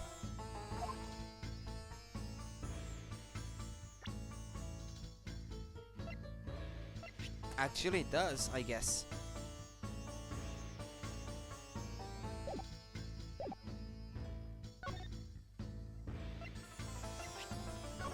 Mr. LeBlanc, can you please take a look at this for me? Oh, it's a Borginian cloth. As I suspected, your hat is made of the same material, I suppose. Yes, of course, this fabric is so famous, orders come from over the seas for more. Bloody cloth data updated in my organizer, okay. And this is the cargo you were talking about earlier. No, my cargo this time is much many gigantic. You, detective, when can I have my cargo moved? You can get your cargo back when we're done investigating, pal. The stubbornness of you police, it is no good. And it is no good that attendants refuse to exit the attendance room too. That attendant? I wonder if he's talking about Mr. Nero.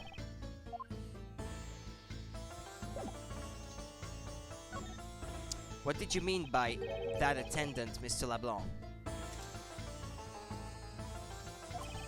Yeah, don't lose the stylus. She was taken into the attendance room for her interview, and then they still have not come out. They make no sign of coming out either. I was finished with my own interview much earlier, quicker than her. Why is Mr. Nero's interview the only one that's taking up so much time? Miles Edgeworth, you were given free rein to examine the plane, weren't you? Yes, I was able to obtain the cooperation of the flight attendants. Speaking of attendants, I'd like to speak with Mr. Nero. I wonder if you might grant me permission to enter the flight attendant's room. Before I do, you still have to clear up a few issues surrounding your own circumstances. I understand. You may have tricked those attendants with your sophisticated talking, but you can't pull the wool over my eyes, Miles Edgeworth. Francisca's logic. Let's not complicate things and go with the most obvious conclusion. The scene of the crime was here in the very lounge the body was discovered.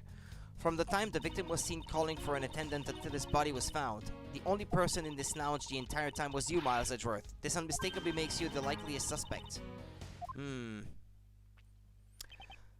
The likeliest suspect. Francisca, do you have a problem with that?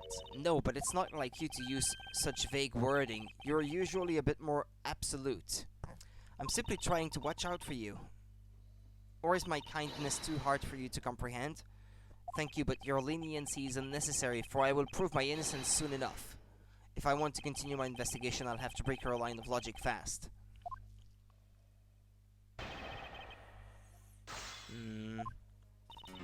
Let's not complicate things and go with the most obvious conclusion. Well, there's nothing there, really.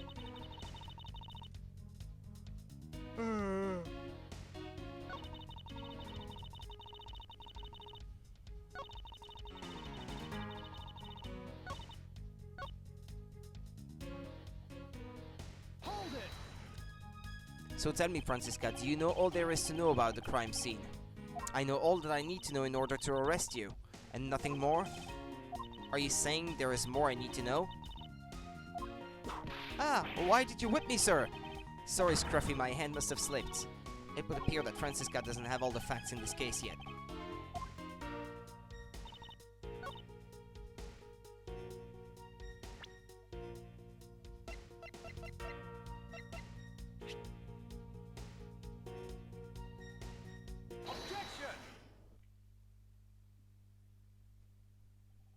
It would appear that you did not have all the information you needed after all. And what does that mean? I found a nice piece of evidence just before I was forced to stop investigating. A piece that proves the body was moved from a different location. The killer used the suitcase to move the victim's body, meaning that the real scene of the crime is not this lounge at all. Objection! Now, who's the one rashly jumping to conclusions? Excuse me? All you did was find this piece of cloth inside the suitcase. That doesn't prove that the body was moved. It could be that the killer simply chose that suitcase as a good place to hide the cloth. I expected you would come to that conclusion. It would seem I can't escape that easily. You should know better ton that. Von Karma is perfect in every way. But did you know that the killer definitely wheeled the suitcase around at some point? Objection! As if there is proof of that. Where is the proof that this suitcase was moved around? The wheels.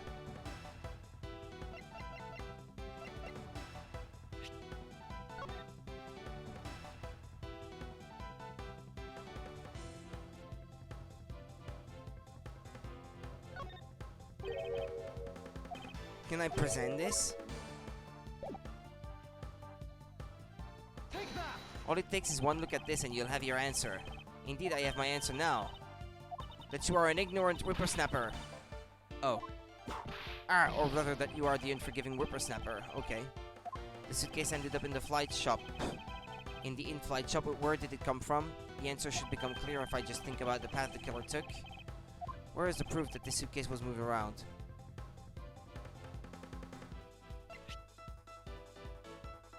And something being dragged? Oh yeah, I suppose so, yeah. You can also see two, like, marks leaving the puddle. Just under the footprints, yeah, I guess so. Take that! The spilled grape juice in front of the elevator. Yes, and I'd like to draw your attention to this area here.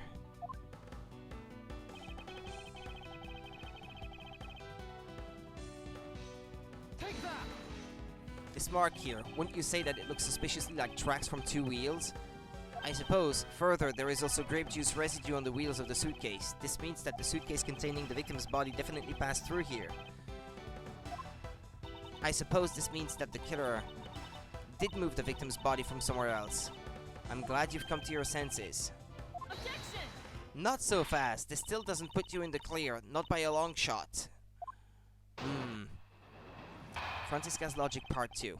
You prepared yourself and acquired the piggy bank before the plane hit that turbulence, and then you waited for the victim in the lounge where you beat him to death. And while you were in the elevator with the victim's body stuffed into the suitcase, the plane hit that patch of turbulence and out flew the body from within the suitcase. With no way out, you hastily put the suitcase back where you had taken it from, and pretended to be the discoverer of the body. Not a bad bit of logic for something you thought of on the fly. Just what are you insinuating? That I will show you exactly how flawed your logic is. No matter how strong of a face you put on, not even you can hide your fears from me. I'll expose the flaws in her logic in one fell swoop. Francisca's logic part 2. You prepared yourself and acquired the piggy bank before the plane hit that turbulence. And then you waited for the victim in the lounge where you beat him to death.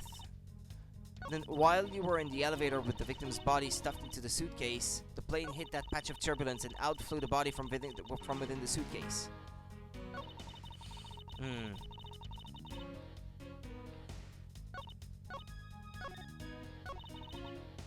Before the plane hit that turbulence? Hold it! And how do you suppose I was able to take the piggy bank out of a display case? As I recall, the case was locked. That's easy. If the case was locked, you simply had to hit the glass, like this. Yeah, but then there would be glass inside. Is she gonna add that to her testimony? Well, or, well, it's not really a testimony, it's more her logic.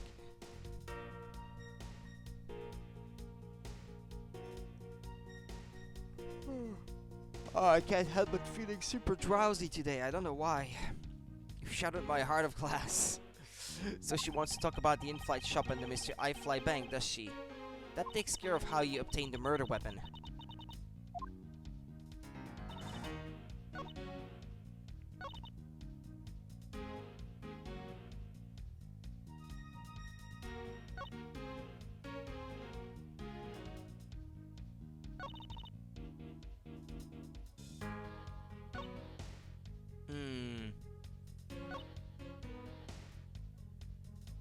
How flew the body from the suitcase?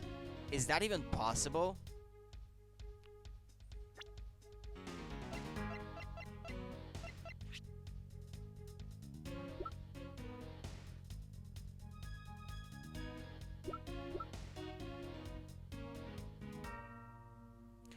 He was in his seat when we took off again at 5 a.m.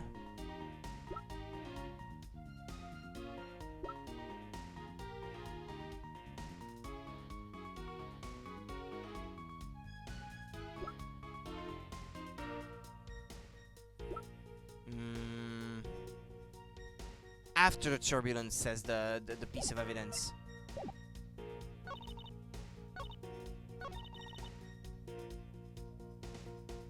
Yeah, so I can definitely show it straight out since the description says that it was taken after the turbulence. The fact that you took this piece of evidence into account in your testimony is to be commended. Your legal prowess is certainly something to be feared. Evidence and logic, essential tools that those who would stand in a courtroom must learn to master. But what if there was a fake piece of evidence thrown into the mix? A fake? This Mr. I-Fly piggy bank is just such a fake. It is not the real murder weapon. What? The timing of when the bank was taken from the shop is important, and it was taken after the turbulence had occurred. But then what about the blood on the bank? What do you make of that? I assume it was added after the murder when the killer fabricated this weapon. Looking at it this way, the killer basically did 3 things after the turbulence. After exiting the elevator, the killer brought the suitcase to the shop and left it there.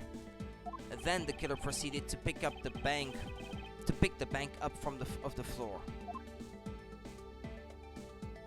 and took it to fabricate the fake murder weapon by hitting the victim on the head. Is it possible that it's one of the pieces of art of Mr. LeBlanc that was used as a murder weapon? That would explain why he is in such a hurry to get his art back or something.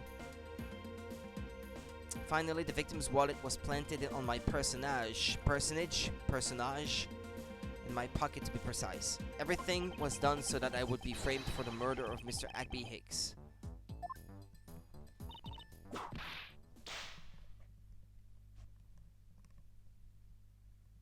My head hurts.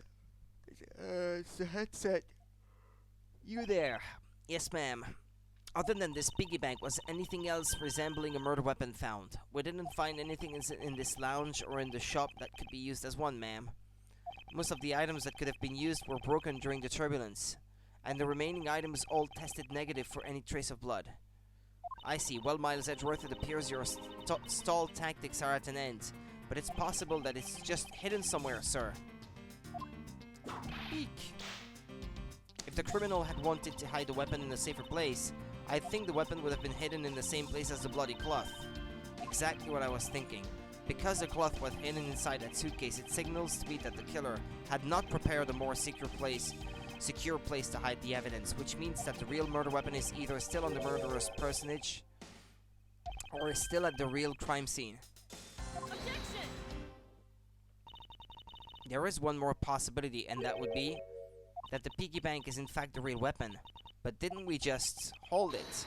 Let me finish. The killer took the bank out from the display case before the turbulence by opening the lock on the display case door, and it was at that time that the glass pane in the door was broken. I'd say that a perfectly reasonable line of reasoning, wouldn't you? Let's see, so that means that the killer had the key to the display case. Francisca, the person you're talking about... Not so fast, I'm not finished. The person I'm talking about also committed another sin. She tricked the captain, and granted you permission to conduct your investigation. Yes, it is the sin of lying. Speaking of which, I recall that you also wish to speak with her. Yes. Very well, permission granted, but only if I can sit in on your interrogation.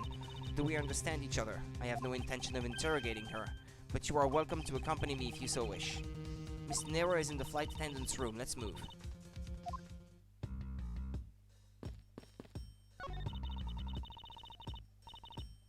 That blue door over there leads to the flight attendant's room, sir. Alright, let's go see what Miss Nero has to say for herself.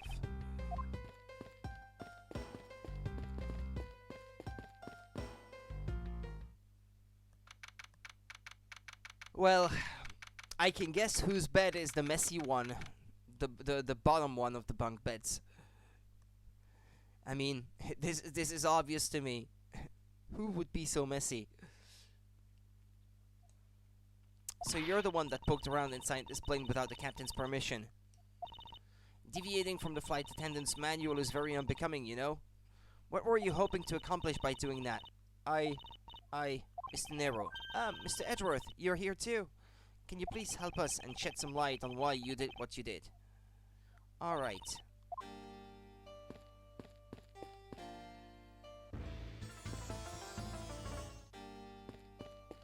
What's that way? Miles Edgeworth, isn't there something that you should be doing right now? Of course, I should be asking Mr. Nero for a side of the story. That's right, and how does that have anything to do with what's over there? Nothing really. If you already knew that, then why don't you hurry up with the interrogation already? It's pretty easy to tell who sleeps in which bunk just by looking. That's what I just said before. I'm almost certain that the well-kept one up top belongs to Mr. Nero. You, this bottom one is a giant mess. You sloven, squalid scoundrel of a man. You dare to scrutinize a woman's bed and invade her privacy. Ow! There are some things in life best kept to yourself, detective. So these are the attendants' lockers, huh? Let's hurry up and examine them, sir. Why must men always be so rude? Besides, who exactly gave you permission to search through the attendants' lockers? Wait, detective.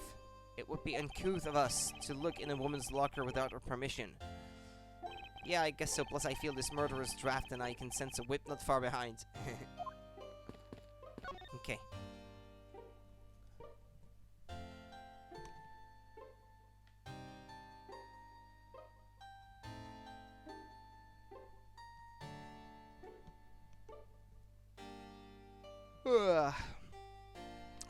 Why do I feel so sleepy? I had a good night's rest for a change. Why did you lie about receiving the captain's permission like that? Because I didn't think it would be able to get his permission. What do you mean? The captain, he only has ears for Kemi. I spoke with the captain a little earlier myself. He definitely seems to be rather taken with Miss Meal. Yes, and on top of that, I had mistakenly accused Mr. Edgeworth of being the killer. I wanted to make amends. In that case, please allow me to thank you for what you did. Thanks to you, I was able to clear myself of all charges. Really? You were able to prove your innocence? Oh, thank goodness. Mr. Nero, is it? There is one more thing I'd like to ask you. You were in the in-flight shop just before the turbulence, weren't you? Please answer honestly. Yes, I was. And why were you there? Well, why the sudden hesitation? Francisca seems to have struck a nerve. There was hesitation like that before, too.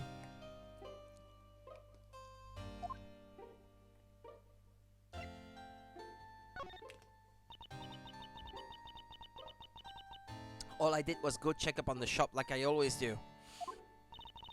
You're saying it was for work, then? Yes, I'm in charge of the shop, so I have to keep an eye on it. I don't have any reason to go there otherwise. After your visit to the shop, you paid a visit to this room, correct? Yes, I came back to freshen up and adjust my makeup. I'm sorry, but there isn't much else to tell. Mr. Nero claims to have no reason other than duty to go to the shop. But is that all there is to it? Maybe I should ask her about that thing. What thing could that be? The case, maybe?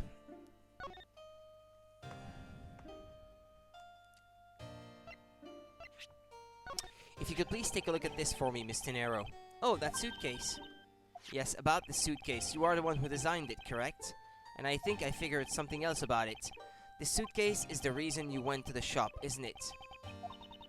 There's nothing you won't find out eventually, is there? Won't you please tell me more about this suitcase? Yes, I was interested in seeing how the suitcases I had designed were selling. I know that as a service professional I'm not supposed to care, but I really wanted to know, and I was glad to see that it was the last one there. The last one there? So when she went to the shop, one of the two was gone. So you're saying, Mr. Nero, that the suitcase in question was the last one? Yes, they're just so popular they're practically flying off the shelves. That's not exactly the impression I got. The one in the shop is most definitely the last one. Well, we're currently looking at that suitcase. Really? Then I guess we sold all of them. Thank you very much for taking the last one. I didn't say anything about buying it. Then say you'll buy it. I'm sorry, I can't. But why? I think it'd go great with your complexion, Mr. Edgeworth. It really suits you. I guarantee it personally as a service professional. Well, that is, how should I put this? It's hideous. What? Maybe that was a bit too direct. Moving on. My issue with the suitcases isn't the design, it's the number of them remaining. Remaining? There were 2 suitcases in the in-flight shop when I investigated it. 2? But that's impossible! I'm sure there was only 1. Looks like her story has generated quite the contradiction. When I left the shop, I'm positive there was only 1 suitcase left. Something is amiss here. What could be the meaning of this inconsistency? Come on! Put 2 and 2 together, damn it. The other one was being used at that time. By the way, Mr. Nero. What is one of those suitcases doing here? Huh? That's... I thought you said there was only one left. That one is, it's mine. I've used it for a very long time now. She's used this for a long time. I think not. There's still the price tag on it. Mr. Nero, I'd appreciate it if you wouldn't lie to me. Excuse me? I don't believe for even 1 second that you've used this for a very long time.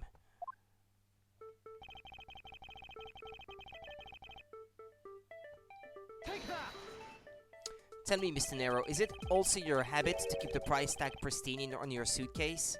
Ah! What is the meaning of this? Why would you lie about a suitcase?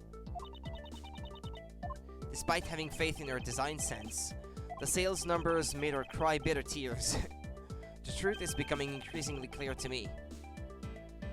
Mr. Nero, I think I understand. I know what you are trying to hide. You are buying them to fake their success. Now then, the suitcase was originally in the in-flight shop. Seeing as how the price tag is still on the suitcase, one can only assume it was out on the floor for sale in the shop. And the person who bought the suitcase was you. Take that! It was you, wasn't it, Mr. Nero? I hate to say this, but the suitcase that you designed, it hasn't sold very well, has it? You saw how poorly this design that you poured your heart into was selling, and were deeply hurt. That's why you wanted to make it look like it was selling by buying it yourself, isn't that right? Then the reason you went to the shop and came back here was... I'm sorry. All I really have is my job. I was overjoyed when my design was chosen. I thought that maybe I had finally accomplished something. But the suitcases didn't sell. It's because of the design, isn't it? All because it's, as you put it, hideous. I can't say they chose a great place in which to sell them either. We weren't selling a single one and they were just sitting there collecting dust. I felt so bad seeing them there day in and day out. Well, actually, I failed to see the point of putting a shop in a plane, to be honest. I mean, when you're on a plane, I think you have other things in mind than to, go shopping. But maybe it's just me. So I decided to buy one for every flight I worked. You buy one every single time you work a flight? I see, so in order to keep your resolution, you went and bought one today as well. Yes, and here is my receipt for that purchase. This receipt is clearly timestamped 5:40 AM. Suitcase receipt data jotted down in my organizer. Okay, so that's proof that she was there and that her testimony as there being only one left. Makes sense.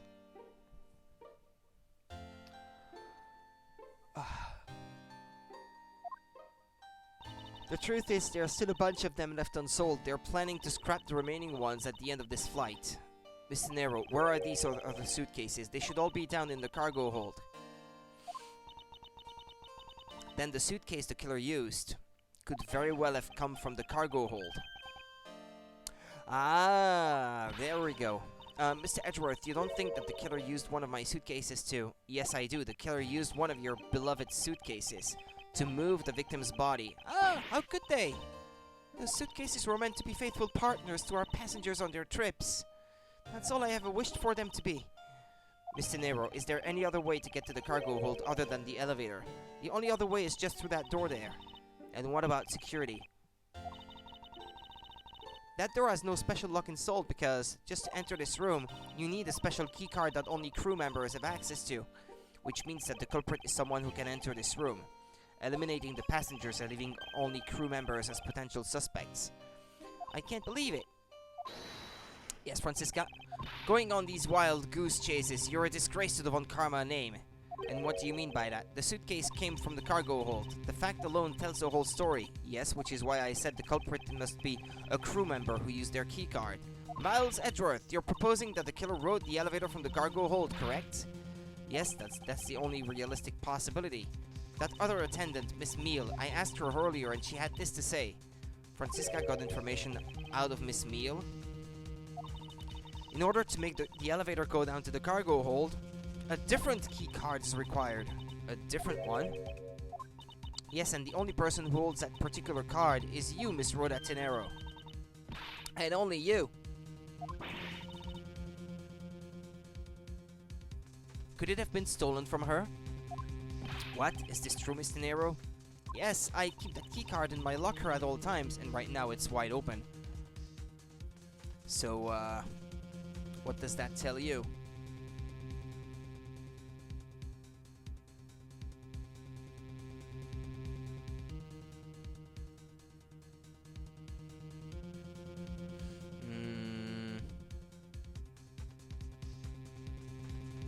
Okay, never mind. Could you please show us that card right now? Yes, hold on. It's missing. Ah! I don't believe it! What's wrong? It was Miss Meal. She hid it inside her teddy bear. What? What? I mean, she has it as part of her design at all times. It would be a good hiding place, I should think. The key card, it's gone. Ha ha ha, very clever, pretending that your card was stolen when in fact you're just trying to hide it from us. You've really thought this through. Wait, it's not like that. You can tell us all about what it's like down at the station. Officer, arrest this woman. Yes, ma'am. Mr. Edgeworth. Hold it.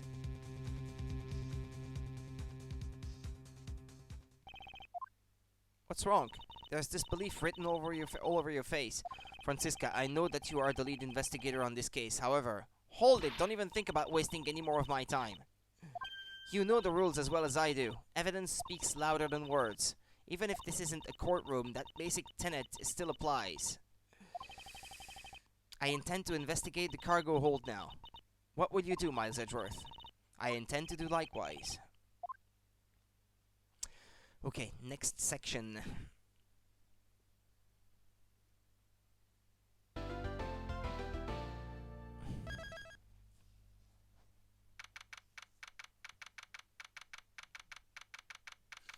Wow, so this is the cargo hold, huh? It's so big! He's just like a kid. This plane is a special model. It has both a super large cargo hold and ultra luxurious first class seating. So is this the real scene of the murder? There is certainly a high probability of that, which is why we are here, correct? Okay, let's get investigating, sir.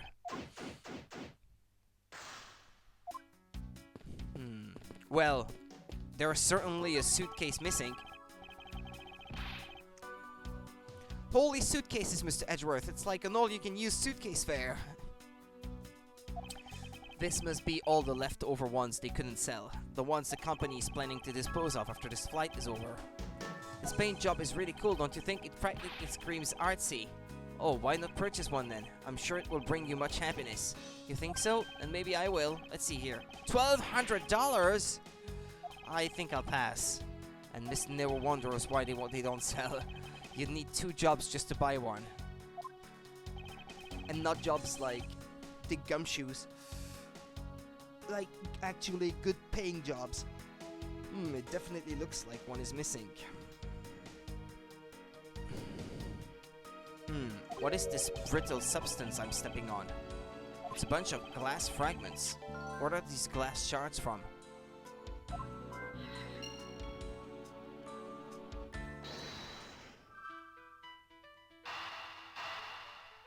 Seems logical to me. I think we can safely conclude that these fragments are from a pair of glasses, and the victim was wearing a pair of broken glasses. Exactly what I was thinking. I'm sure that the shards would match up perfectly with the remnants of its lenses. Ergo, the victim was here, just as I suspected. So you're saying that the real scene of the crime was here, sir? Isn't that what I've been saying for a while now? Oh, is it? I didn't know that. Perhaps it's a bit early to draw that conclusion. However, I believe that the probability has just skyrocketed considerably. Yeah, it's not enough by itself, but it's a contributing element to bringing that conclusion anyway. All that's left is to find the murder weapon.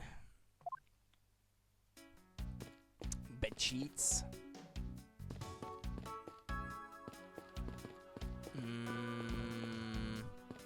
There's not much, is there, in this place?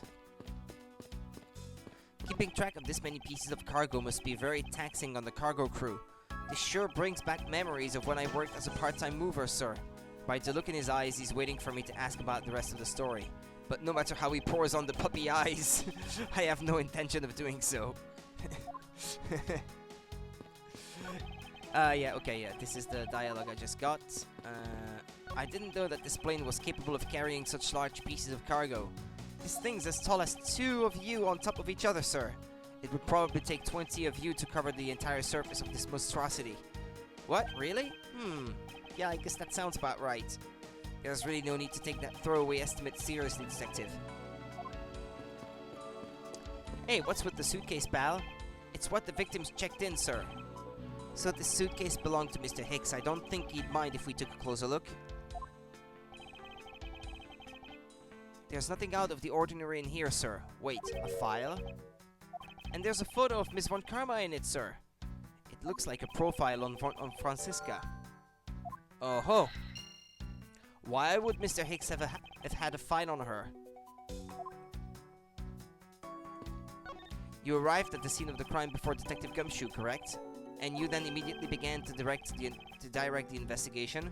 It seems to me that you were already here at this airport for something besides this murder. Yes, I was. Why at this airport? I've been following a very large and involved governmental level international crime. But it's much too large for one person to take on alone, so it was decided that I should form a joint investigation with Interpol. Franziska came to this airport as an Interpol liaison.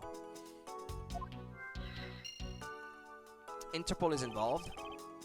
It's a top secret operation, so I really can't tell you any more than I already have. Did you know the victim had a file about you? Oh, okay, no, never mind. I thought it was listed as a piece of evidence, but no, it's in my logic menu.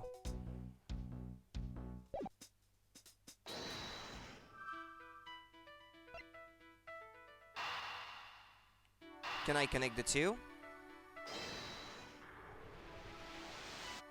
Yeah, okay. Now, why would Mr. Hicks have documents profiling Franziska? Oh, I know. I bet he's a big fan of Miss Von Karma, sir. Franziska said that she had come to this airport as part of an Interpol investigation.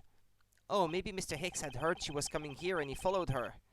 Detective, I think it's more likely that Mr. Hicks was in actuality an Interpol agent Hicks. I think Franziska has some explaining to do. Yeah, so if I talk to her again, I guess, yeah. There we go, I have another option open now. You came to this airport to rendezvous with the victim, didn't you? Nonsense! What are you talking about?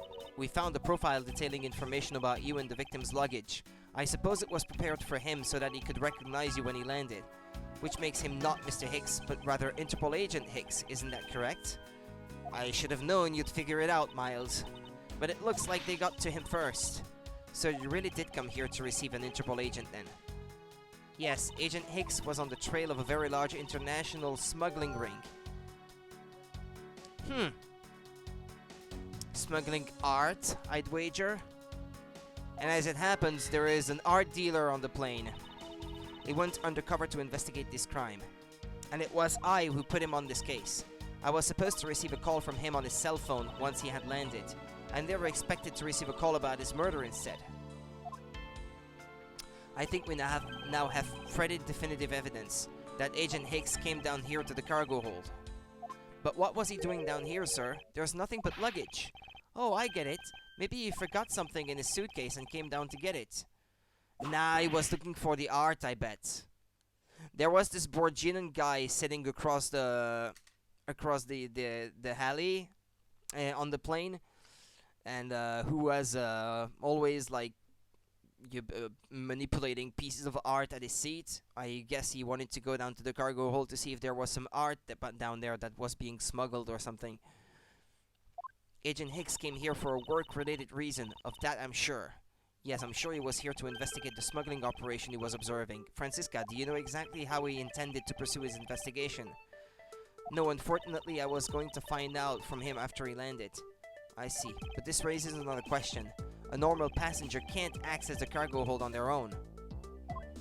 Agent Hicks must have identified himself to a member of the crew and entered the cargo hold with that person who let him in. Yes, and then he was murdered here. These glass fragments and his broken glasses are a testament to that. And then the killer put Agent Hicks into one of the spare suitcases and they entered the elevator, but while they were riding it up, the plane hit that patch of turbulence. Because of the intense shaking, the suitcase popped open and Agent Hicks's body flew out. At the same time, his wallet fell out of his pocket and spilling its contents everywhere. Which explains why there was money scattered all over the elevator floor. Well, that didn't last long. I think it's pretty easy to say who the culprit is at this stage. What? Really, sir? He keeps calling her sir. I know what you're thinking, Miles Edgeworth, but the killer can be none other than Miss Rhoda Tenero. What would her motive be?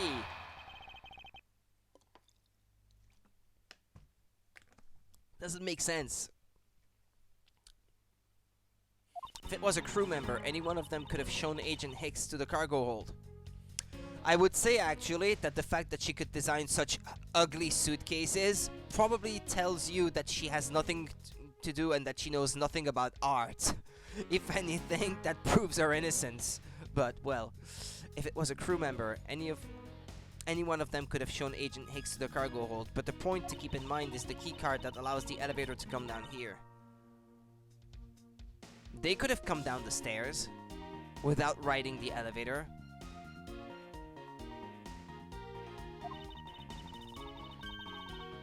I'd say that's a pretty decisive piece of information, wouldn't you? I know what she's trying to say, but I'm not certain it's as simple as that. We didn't take the elevator to come down here, for example.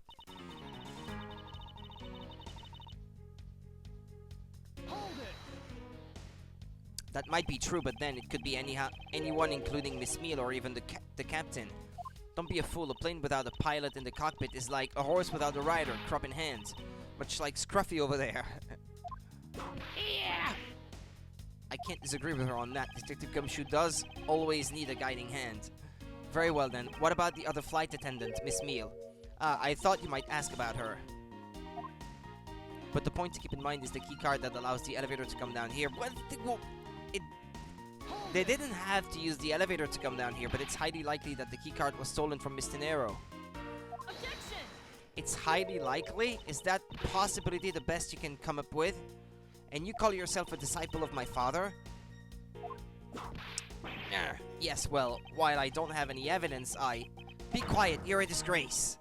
There's more evidence pointing to Miss Rhoda Tenero, you know? It's not just the keycard that gives her away. Are you talking about the murder weapon, the Mr. I Fly piggy bank? Yes, she is also the only person with a key to open that display case.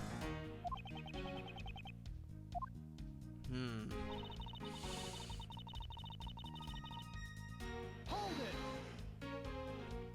But that is a fake. Objection! Stop right there, Miles Edgeworth. You don't have any proof that this is just a red herring. If you must keep on insisting that it's a fake, then what is the real murder weapon and where did it go?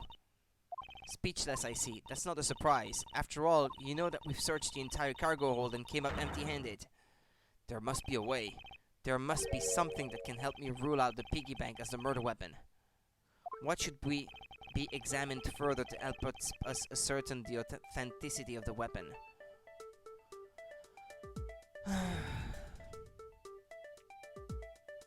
What indeed? Well, there is no blood at the real crime scene.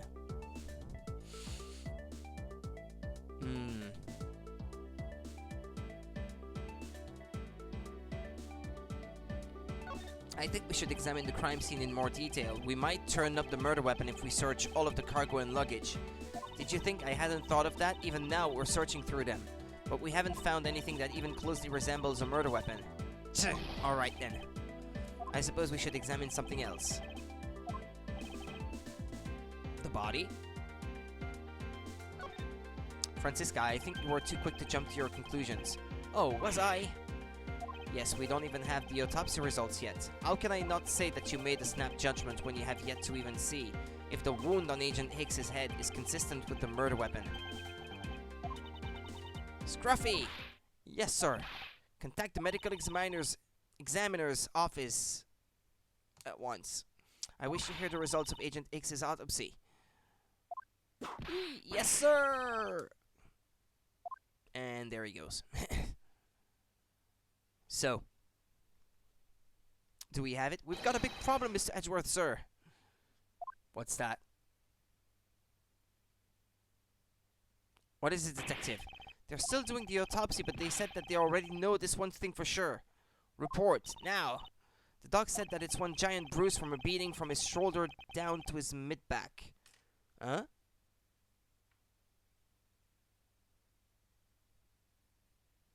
From the victim's shoulder to his mid-back, he was beaten over such a wide area? Well, I'd say maybe it's a sign the killer had a grudge against Agent Hicks. It wasn't just his head, the killer went all out and hit him multiple times, sir. Autopsy report data jotted down in my organizer. Scruffy! What is had a grudge against Agent Hicks supposed to mean? Well, that's, Was the wound on the victim's head consistent with the murder weapon, detective? Oh, well, they said they were still looking into that, sir. You're completely useless. Yow! Sir, I told you already. You can't go down there. No, you remove yourself from my way. I think I know who this is. What is all that racket? I knew it was gonna be him. My luggage, my cargo, they're mine, and I demand you return them to me. We're still investigating the cargo hold. Please understand and have a little patience. I suppose there is no choice. Finally, I think you have... Hey, what are you? You have left me no choice but to use strong force. Arrgh! You won't get past me. This is... Wait, that's it. So that's what this whole thing has been about. Further, there is the matter of the key to the display case that held the murderer's bank.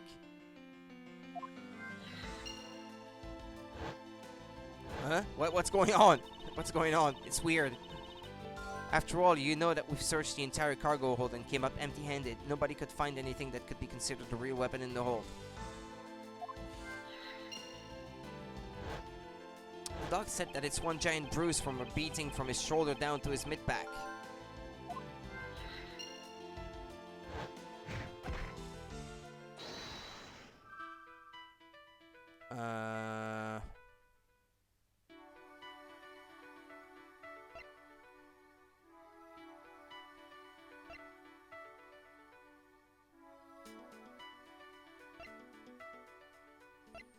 Maybe there was no murder weapon. Maybe he fell. Right? Hi, Panda. Hi, Panda boys. How's it going? What? But oh, come on. The pieces don't fit together quite right.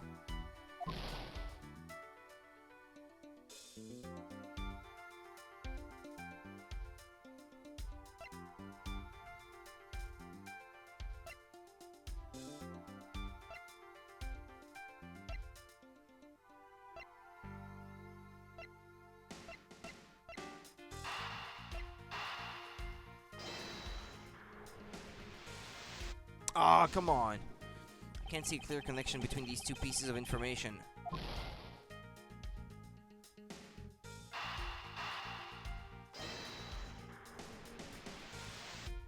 What?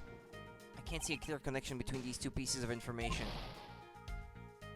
Okay, hold on. I'll create a restore point here because I'm losing all my my points there.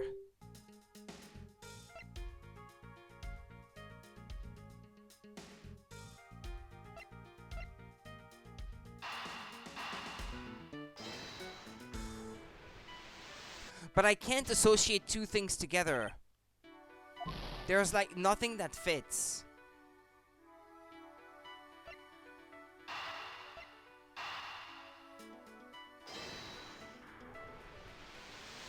Well, except maybe for these two, but... Allegedly, the killer struck the victim many times over, which is why there is extensive bruising over such a wide area. But is that really the correct conclusion to draw from the evidence? The bruise from his shoulder to the middle of his back is one continuous mark, which is more suggestive of a single blow to the back. If that's the case, then the piggyback is much too small to have caused that. Therefore, the murder weapon must be something far bigger. The unusually large area of bruising suggests that a very large weapon was used.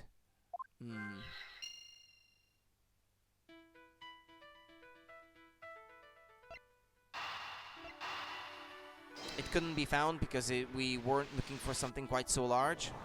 If we're looking for a rather large weapon, you'd think it would stick out, but so far we haven't found anything that resembles a weapon of any sort. Perhaps, just perhaps, it's something we all overlooked from the very beginning, because normally it's too impossibly big to be taken into consideration. A suitcase the suitcase itself? What was that all about? Was he trying to jump his way down here? Francisca. What? What do you want? I found it, Francisca. I found the real murder weapon. You did? He really jumped. We didn't realize it until now, but the answer has been right in front of us this whole time. He might be hurt. You should go check up on him, sirs. There's that pompous attitude of yours again. You should learn to drop that habit. This coming from a prosecutor with a habit of whooping everyone she comes across. Anyway, if you really are a prosecutor, then you'll back yourself up with evidence. You two aren't listening at all, are you? Come on then, show me this real murder weapon you speak of. I think I don't have it yet.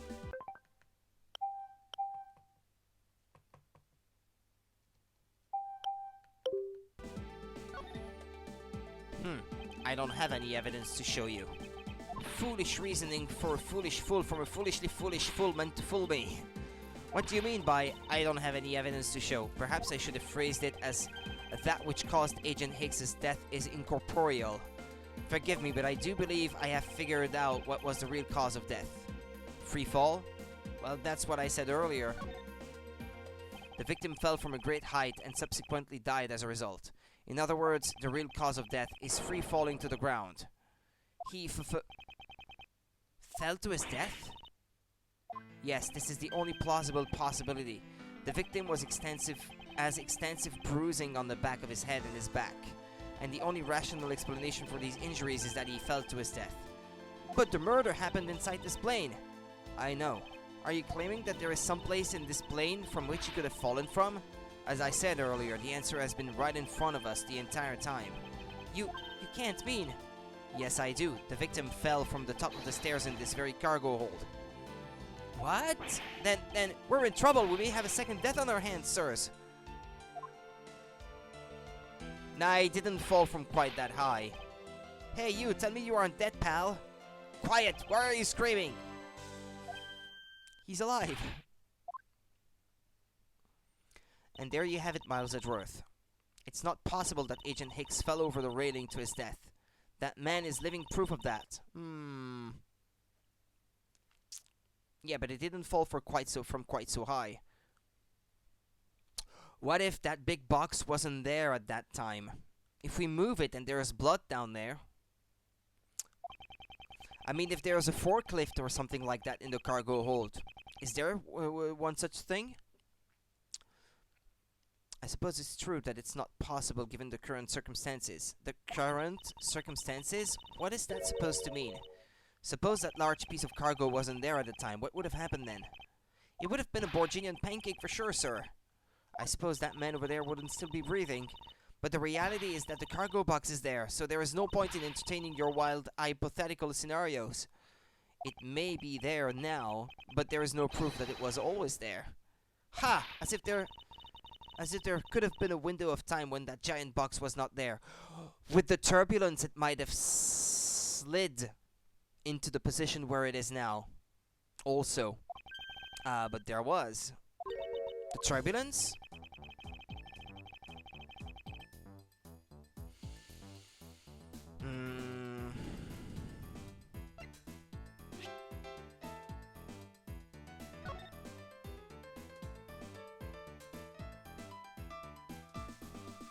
Nah, I don't think that's it.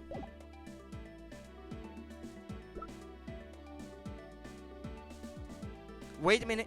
Wait a minute.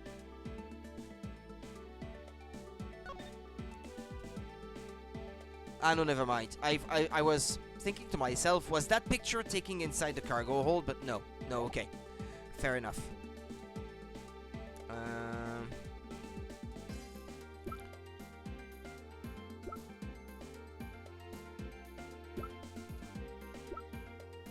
Ah, yeah.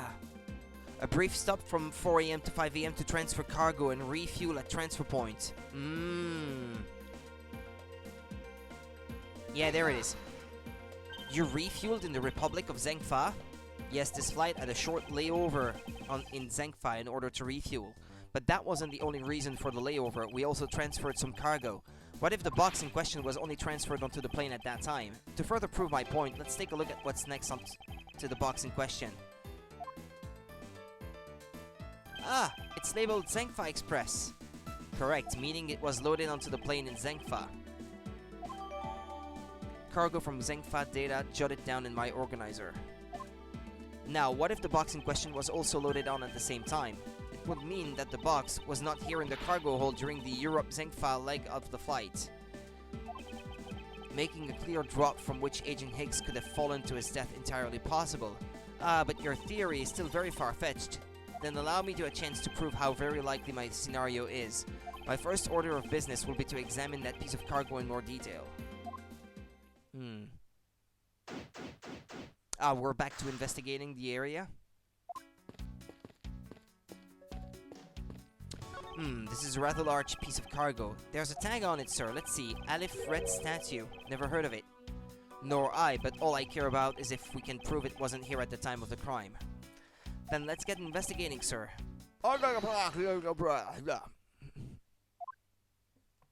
Don't touch that, it's mine! What? Look here, do not go about touching my possessions without my permission. Well, I knew it. Don't rush up on me like that, pal. So this belongs to Mr. LeBlanc, does it? I should see what else I can find out from him. Look here, do not go about touching my possessions without my permission. I suppose I have to first appease Mr. LeBlanc if I want to examine this in more detail. How? No, there's nothing I can do here. Appease him? How? Should I talk to Scruffy? This cargo hold is really big. I can't believe they can fit stuff like that in here. Detective, what are you going on about? We're in the middle of an investigation here. Wow, stuff's falling on me. Oh ho, I can't get really into my work without something like this happening first. Well, let's get this show on the road. So, which item do you want to start on? In this world, there are those who are masochistic, and then there is Gumshoe. Man, I can't believe Mr. Higgs fell to his death. I never would have guessed in a million years. That is still only a hypothesis, however. The investigation should prove it to be true. Speaking of falling, I'm glad that Art guy is okay. He took quite the spill. Yes, he was lucky to have landed on top of that piece of cargo. Yeah, I can just see it now. Passenger pays price for police foul up. Did Prosecutor Edgeworth add fuel to the fire of the first murder with a second death? Yep, I'm willing to bet that it made the front page. That's not funny, detective.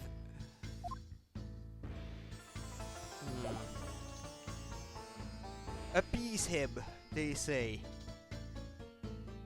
How? How do you suggest that I do that? Keeping track of this many pieces of cargo must be very taxing on the cargo crew. This sure brings back memories of when I worked as a part-time mover, sir. Oh yeah, well, okay. Well, but we already had that line of dialogue.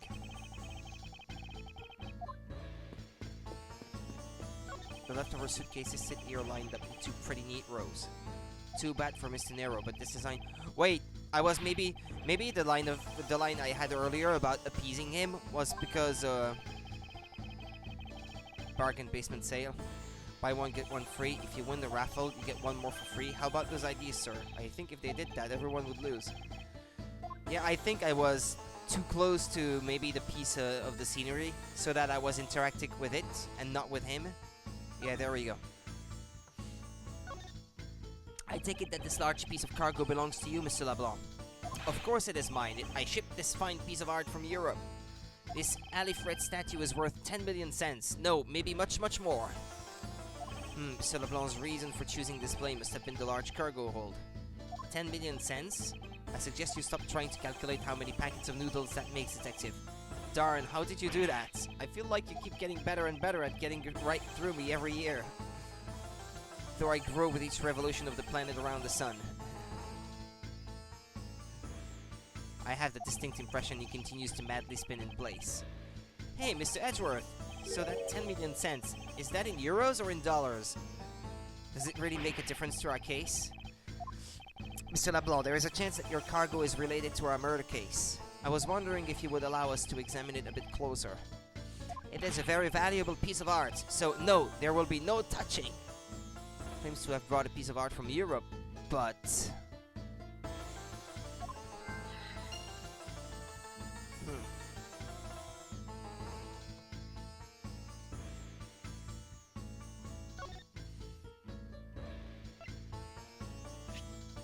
Well, the tag said that it was from Zengfa, so...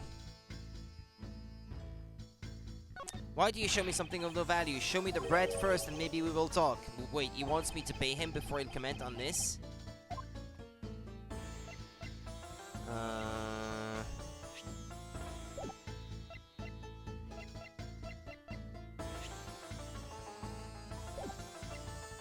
What do I do then?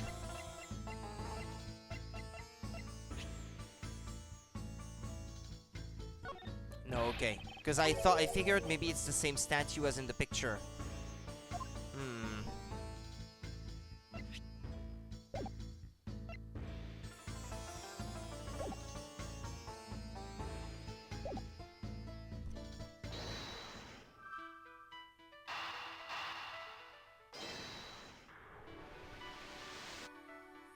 If Mr. LeBlanc has something to do with the smuggling ring, then it's possible this fake statue was brought on board in Zengfa. I think I need to question him a bit further. Okay, this might have opened up more questions. There we go. Fake statue. About your statue, Mr. LeBlanc. I wonder if it might be a fake. What? How dare you say my art is fake? I suspect that your statue might be the target of an international smuggling ring. Don't say such fantastical things. Those thieves would not dare. I have the certification of my cargo right here. Do you mean the cargo certification document? Mr. Zinc LeBlanc. Why didn't you say so earlier? Please show it to us at once. I can't read this. What does it say? It says as plain as day, the cargo was put onto the plane in Europe. And there you have it, Miles Edgeworth. Too bad for you. This statue was brought on board in Europe, just as it states in the certificate. No, that's... Which means that there never was a window of time in which the statue wasn't sitting there. I leave for its certificate data jotted down in my organizer.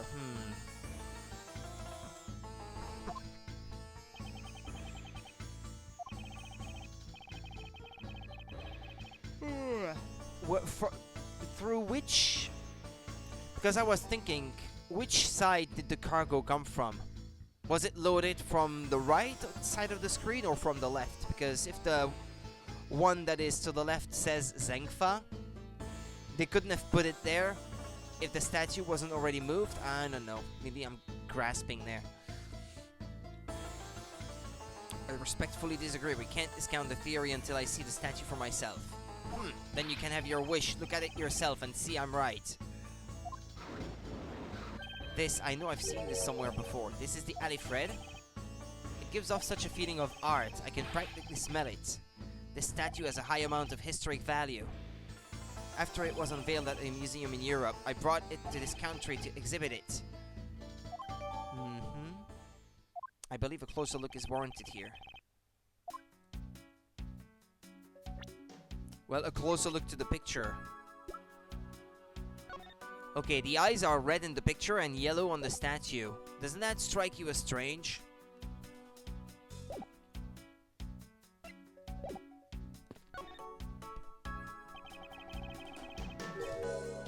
Yeah, the eyes aren't even red. The infamous Alifred statue. What is it, Mr. Edgeworth? Did you find something? There's something wrong with this picture. We should examine it in more detail. This picture?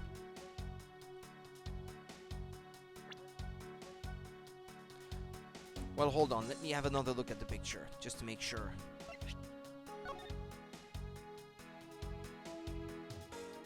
Yeah, for me, it's the color of the eyes that's too weird.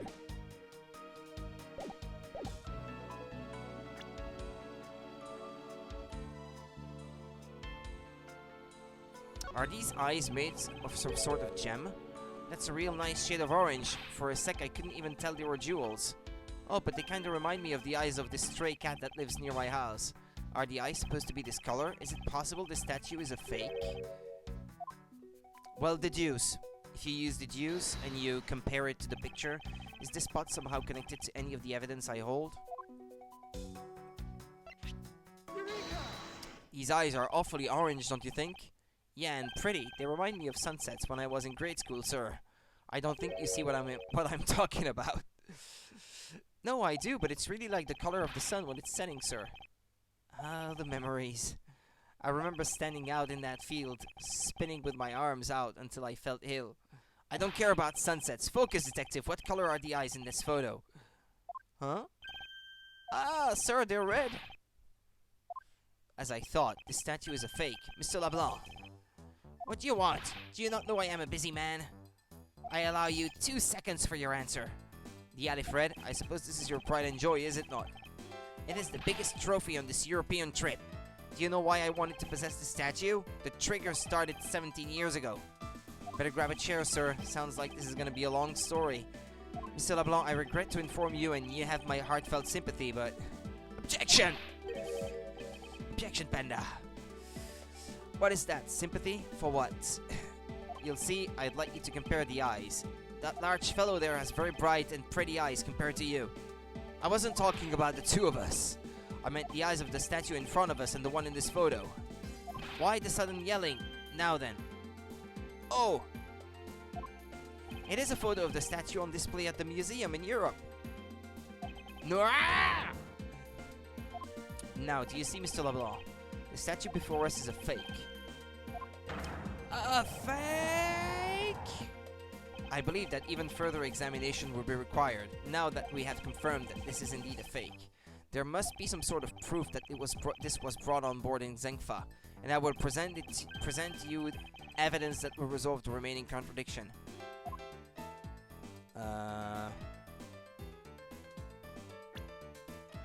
There we go. It's standing on the tarp that's covering the other thing right next to it that was brought in Zengfa. I look like LeBlanc. Okay, sure. Yeah, why not? Maybe I should start dressing like this, I suppose.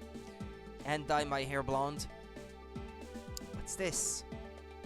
The statue looks like it's stepping all over its neighbor's cloth cover. It kinda resembles its owner's attitude in a sense. Oh. You, what did you said now? What did you said? Well, I guess he's a foreigner, so I would make that mistake. What did you said now? Further, my clothing's hem is not being stepped on by anyone. It is too expensive for me to allow that to happen. Please forgive the trespasses of my subordinate. Why should I forgive if the dress passes? Unless it is an expensive dress, you keep it. Deduce?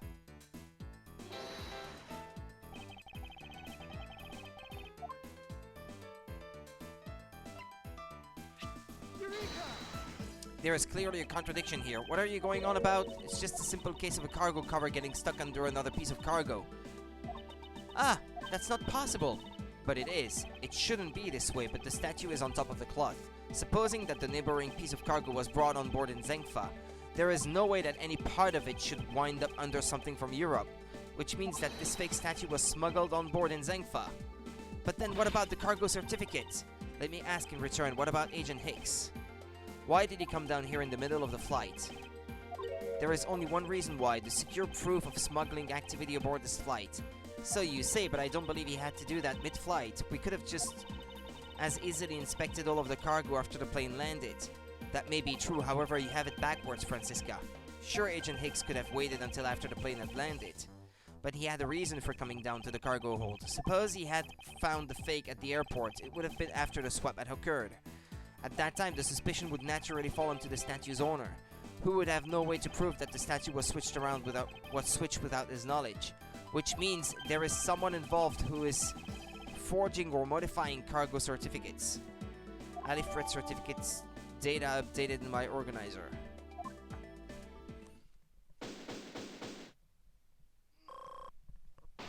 guess the victim knew the real version of this was gonna get nabbed, huh? Yes, while this photo could be seen as nothing more than a simple souvenir, it was in fact taken to be used as a reference document later on. Next, Agent Hicks had to secure proof that the smuggling had taken place. He came down here to take a picture of the cargo hold, a rather empty one at that, right before the fake statue could be loaded on board. A photo of the hold missing a valuable piece of cargo would have been proof enough. After that, all he had to do was hold the Zengfa cargo crew and arrest the smuggler. And he probably took that picture with his cell phone, right? And that's why the cell phone is nowhere to be found now, because it was incriminating evidence. The photo that was contained therein. Exactly, this only goes to prove my theory. If the statue was not in the cargo hold during the Europe-Zengfa leg of the trip, there would have been enough height from which Agent Hicks could have fallen to his death. Officer! Move the statue immediately! I want a thorough examination of the floor underneath, now! And there's probably blood. Ms. Von Karma, I'm ready to report my findings. Go on.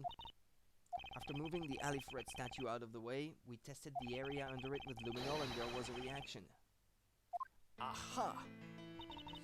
I see there was a reaction to luminol, an indication that there was blood in that spot.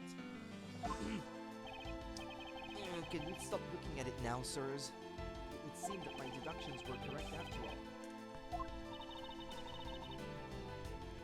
I suppose it would appear that way.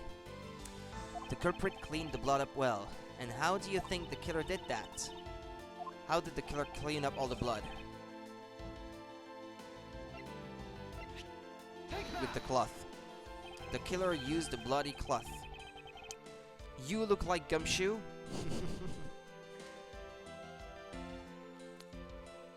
You wear the same kind of trench coat?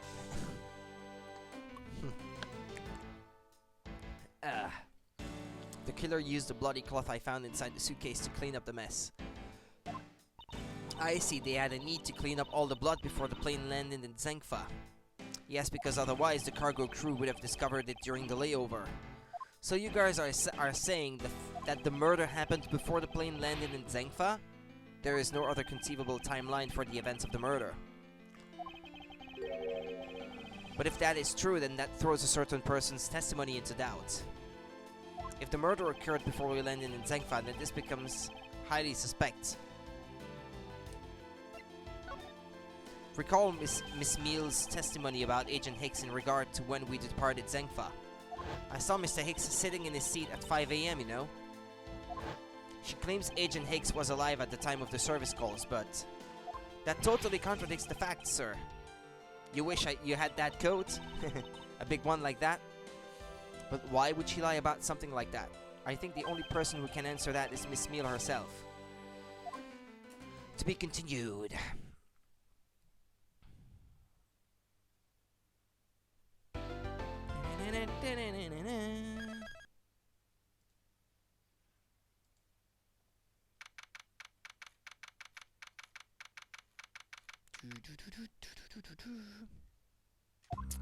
Miss Meal. She's gonna pretend to be sleeping again.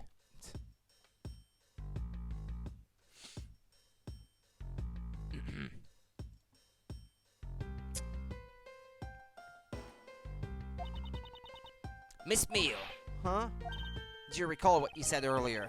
About when you answered some service calls as we were departing from Zengfa?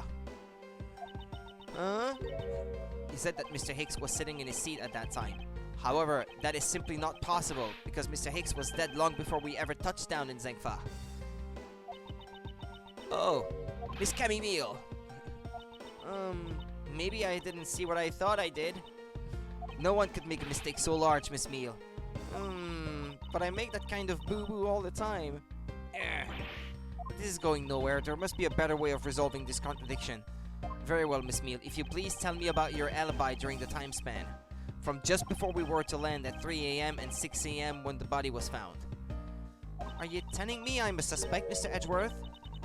Well, you're a liar, that's for sure. Oh, yeah. From 3 to 4, I was, in the flight attendant's room, all by my lonesome self. Sleeping, no doubt.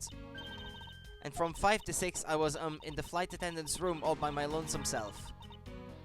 No. No, that's not possible. I was a man supposed to react to a testimony like that. Miss Meal, wake up! Ah! She fell asleep again. It looks like the only way I'm going to be able to wake her up is by pressing her. That fourth one isn't possible.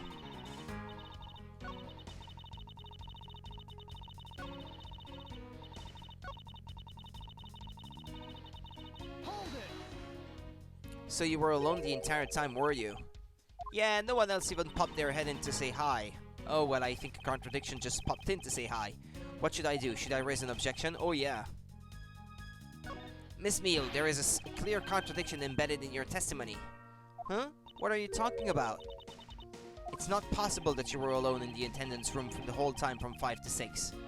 Because that other chick just went in to buy that suitcase. And there's the timestamp on it that says 5:40, I think.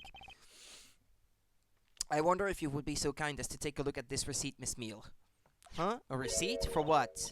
It's for the suitcase Mr. Nero bought. Now, if I may direct your attention to the timestamp. As you can see, it clearly says 5:40 a.m., Mr. Nero. Yes? Huh? Why is the killer here? I thought you'd have her locked up by now. I requested that she be present as a witness so that we may straighten out your complex lie. She's cute, yeah. Yeah, cute, right. Now then, Mr. Nero, between the hours of 5 and 6 a.m., you took a trip from first class down to the first floor in-flight shop, correct? Yes, I went to the shop and buy a suitcase, after which I went straight to the attendant's room to drop it off. And did you see Miss Meal there at that time? No. So, Miss Meal, where were you really between the hours of 5 and 6 a.m.? Miss Cammy Meal! The bathroom? I'll be the one to ask questions here. Yeah, maybe that's it. I probably just missed her. Natural calls, you know? Do you take me for a fool? That's a little too convenient to be true. But it's the truth. Cross my heart. I don't have enough conclusive proof to counter-argue her at this stage. You don't believe me, do you? But please, won't you give me a chance and hear me out? Reasons for suspicion. Look, I know you're suspecting me because I'm one of the crew. Well, there's more than that.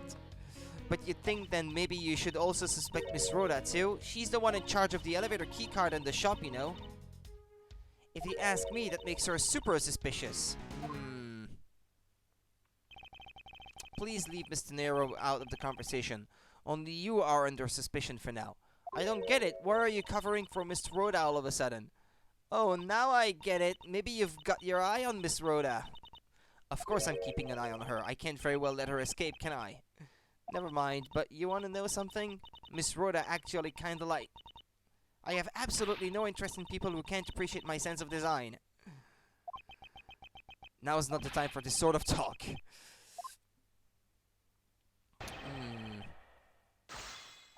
Look, I know you're suspecting me because I'm one of the crew, but you think...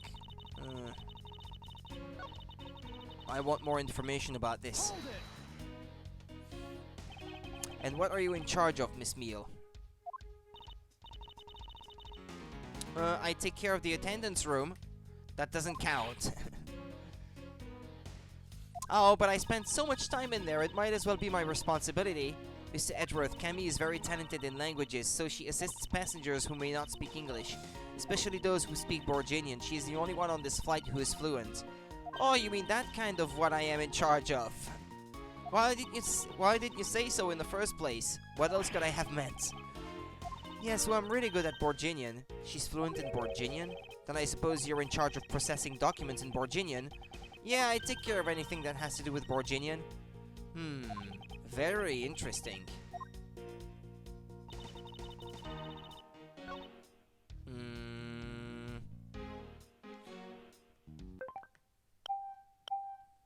I wish she had added that to her testimony, though.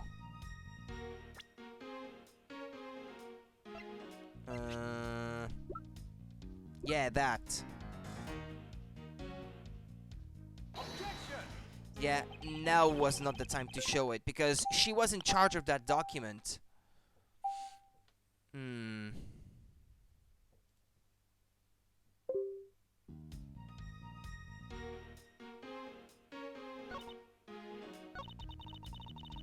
Oh, okay, no. Now she's added that to her testimony, so this is where I have to present it.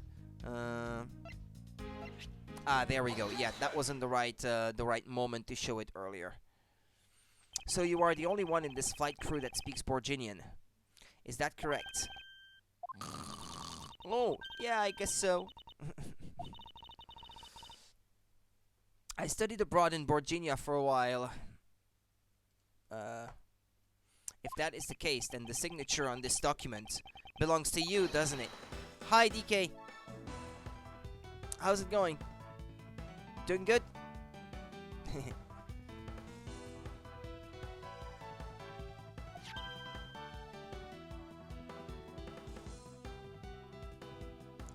This is a falsified piece of documentation with only one purpose. He just released in his new hack. He made more progress than I thought. Oh, the guy who made Banjo 3E. This is a falsified piece of document. He made smaller levels. That sounds good. That sounds interesting. This is a falsified piece of documentation with only one purpose: to lead anyone who read it to believe that Mr. Leblanc's statue was loaded in Europe. The only person who could have either prepared or processed this document in Borginian is you, Miss Meal. Is she still gonna pretend to be sleeping? Without your participation, the smuggling of the Alif Red could not have occurred. Don't sleep while I'm pointing my finger at you. Uh-oh. Oh, I wouldn't dream of falling asleep on you, Mr. Edgeworth. Oh. What's that? They couldn't make her smoke, so they made her make bubbles. You can speak well. What? What? Me? Oh, I wouldn't dream of falling asleep on you, Mr. Edgeworth. Ah, you mean, yeah, because I was struggling to read that one word, yeah. Yeah.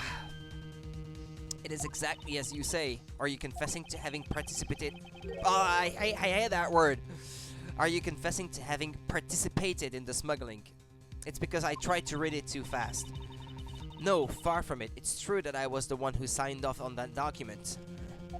But you can't use that fact alone to make your allegation of smuggling stick. There is no direct correlation after all. All you have is my signature on a piece of paper. Really, all you did was sign it. I neglected to check if the cargo had been loaded onto the plane properly, so sorry about that. It seems that she's finally woken up. This is going to be one tough fight. Suppose, and this is just a supposition, even if I was involved in the smuggling, you can't throw the charge of murder on me just like that. Objection! If you were involved in the smuggling, you would have a strong motive to kill. Agent Hicks was in the middle of an investigation regarding the smuggling ring. And just when he was about to close in, he's killed by a member of that ring. Well, did you ever stop to think that maybe Rhoda is the smuggling ring member? After all, unlike me, Rhoda has access to many things on this plane for work purposes. The bubbles. So perhaps there is some element of a setup at play in this case. What are you talking about? Don't worry, I wasn't talking about you, I meant the killer. First, it was myself, and now it's Mr. Nero who is under the microscope. Seems to me that our killer is going to great length to pin this crime on anyone they can. You have no proof that Rhoda is being set up, or that she isn't. Actually, I believe that she was indeed the intended target from the very beginning. I believe that the plan was to push all of the blame for the crime onto her. In all the games of attorney, which one had the biggest twist you didn't expect? The third one had perhaps the best twists, I think. Like the last case, the one happening in the mountain, where the mother of Mia and Maya gets killed. The one with Dahlia Hawthorne. That takes place at that monastery, or that temple, or whatever. I quite like that one. This evidence will prove my suspicions. The fact that the woman in the end was possessing the body of Maya, and that Maya was actually not locked up inside the cave, but she was actually in the courtroom with them. I thought that was a good twist, that one. This proves that the killer was out to frame Mr. Nero from the very beginning.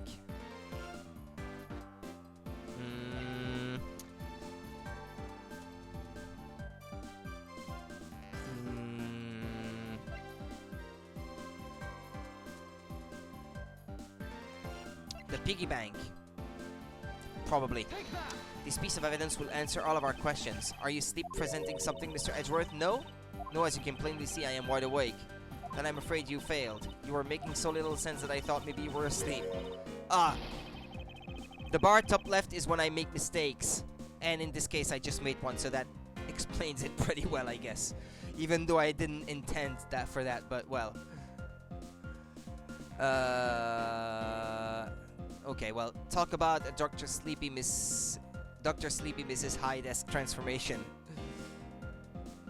Is this it? But wasn't there a piece of evidence that's still unaccounted for? I need to stay calm, think carefully, and then present the condemning evidence. The fact that she used a suitcase, maybe. Ah, shoot. Because I was thinking about the fact that she was the only one with the key to the glass case with the fake murder weapon.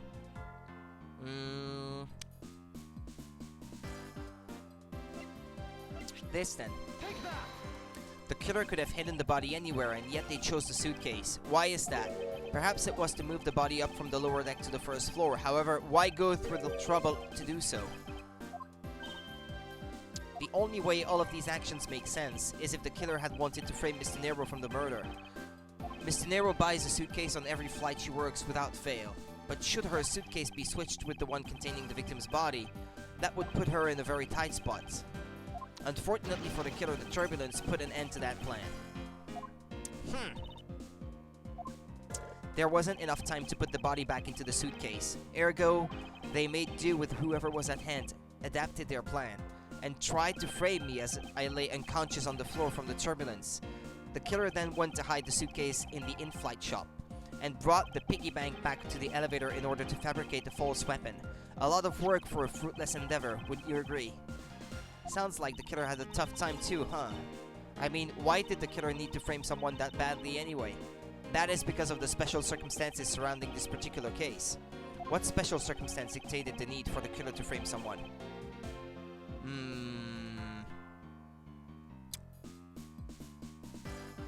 Who the murder victim was, maybe? I think something fell on his head or something, or maybe he was knocked down to the ground because the plane was shaking. That was something from the opening cutscene of that case, I think, but I wasn't really paying attention at that time, so there you have it. Who the murder victim was. The killer was at a loss of what to do with Agent Hicks's body. But as it just so happened, there were a bunch of empty suitcases nearby. Being a skinny man, the killer thought to put his body in the suitcase and hand it off. You mean that the whole plan to frame someone was an elaborate coincidence? No, that's not what I said. You've wrongly deduced my meaning, Miss Meal. The one with the wrong deductions is you. Think before you speak again. What? No? What? Patience, Francisca. I was about to reveal the truth. What special circumstance dictated? Oh, okay, that wasn't it, I guess. Where the murder took place, then? The special circumstance is simply that the murder took place on a plane mid-flight. No matter which country, customs is quite strict in this day and age. So no matter what you do, the chances that the body will be found is very high. Therefore, there was no choice but to frame either Mr. Nero or myself. In other words, the only one who fits within the boundaries of the criminal's movements is not Mr. Nero or myself, but you, Miss Camille. Only you and you alone could be the killer. And? Are you done already? I was about to fall asleep again. Anyway, let's be honest here. You don't have anything on me other than a whole lot of circumstantial evidence. They like that a lot in that game, don't they? The words circumstantial evidence. I can see the outline of how the murder occurred, but I have no definitive evidence. And isn't there a piece of evidence that's still unaccounted for? The phone. Something that I still can't quite fit into the big picture. I know why it would be missing, but I don't know where it is. Legal words, yeah.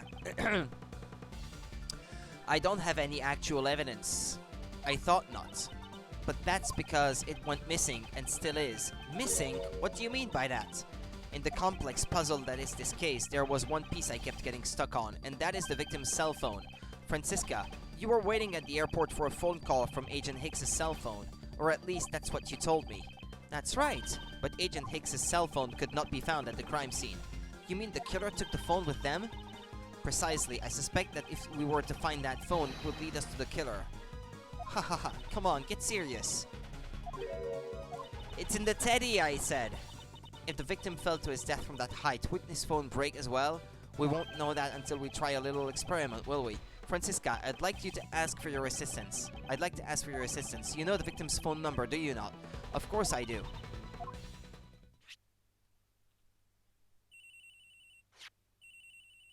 Agent X's phone. It's ringing from somewhere, sir. I hear it, detective. Now, where is it coming from?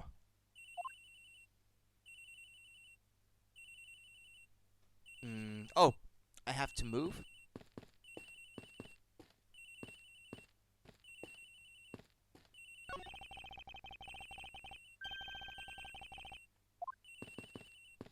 Miss Meal, wake up! Sorry, Mr. Edgeworth, I got sleepy all of a sudden because it sounds like a lullaby I used to love as a child.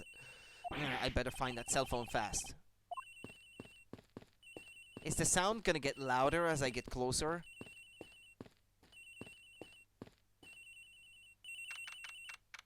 I bet it was put inside Miss Tenero's locker to frame her. The ringing's coming from somewhere in here, sir. Leave no stone unturned, Detective Gumshoe. We must find it.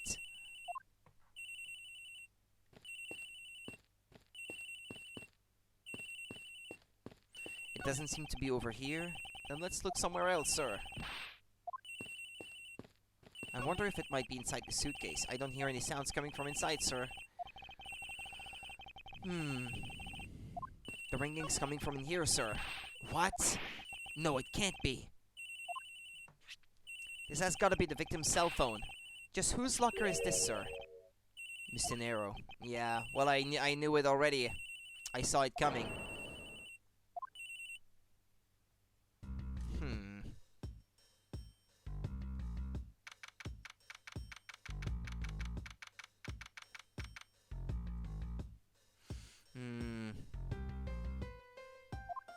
Well, why don't you check what's on the phone? I bet he took a picture of something.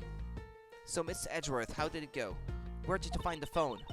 I found it in the flight attendant's room, in Miss Tenero's locker. What? But... Rhoda Tenero! I don't know anything about the phone. It wasn't me. It wasn't me. Miss Von Karma, is it? I suggest you arrest Miss Rhoda Tenero right away.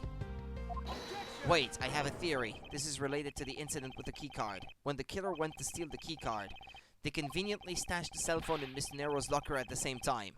Objection! This is related to the keycard, alright. It's the same way that we have zero proof that the killer did just that. Nah. The only voice that sings the truth is evidence. That is the one bird we cannot ignore. What should I do? Francisca's right. I can't offer baseless conjecture at this point. Alright then. Why did the culprit take the cell phone from Agent Hicks? It must have something very incriminating on or in it.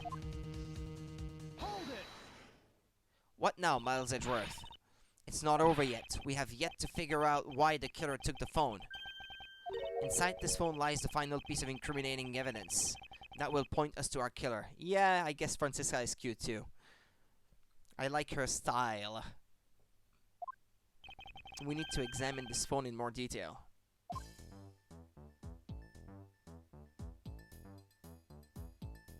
It has a camera. Ah, it's a camera lens. Come to think of it, I wonder, how exactly was Agent Hicks planning to preserve the crime scene of a smuggling?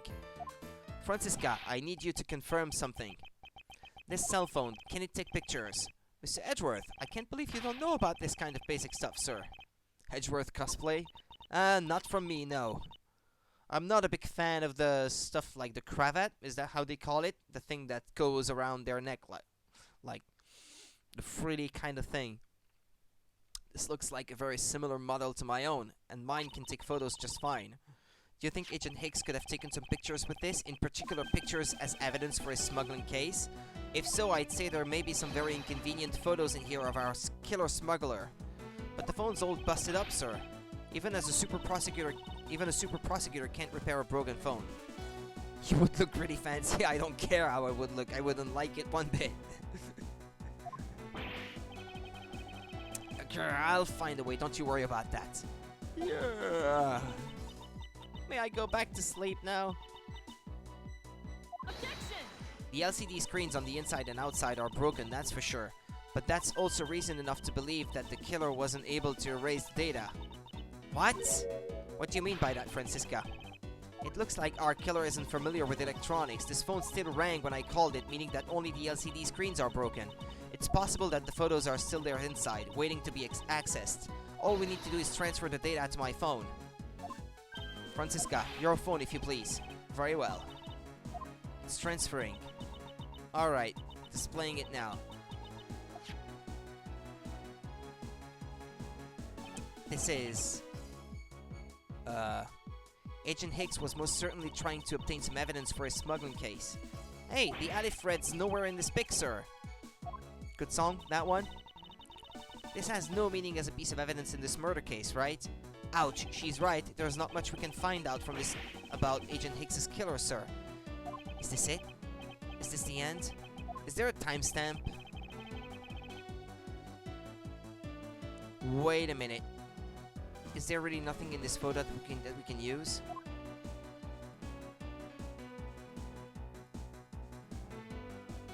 What's that in that thing there? Do you find this section to be of interest? Sorry, I couldn't stop myself from yawning. Didn't you learn any manners when you were a child? Sorry, but you were going on and on about some really uninteresting things.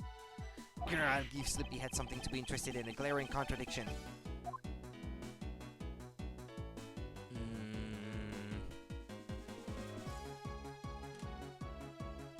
What is it? I'm not even sure myself. The bed sheets?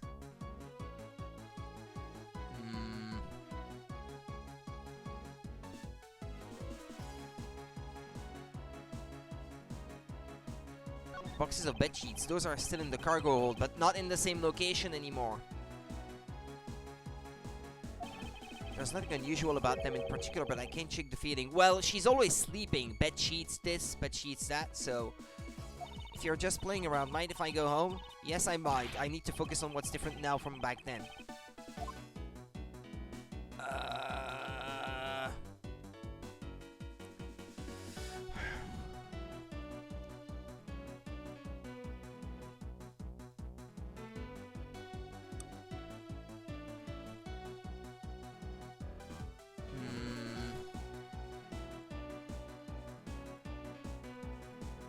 Or is it the label?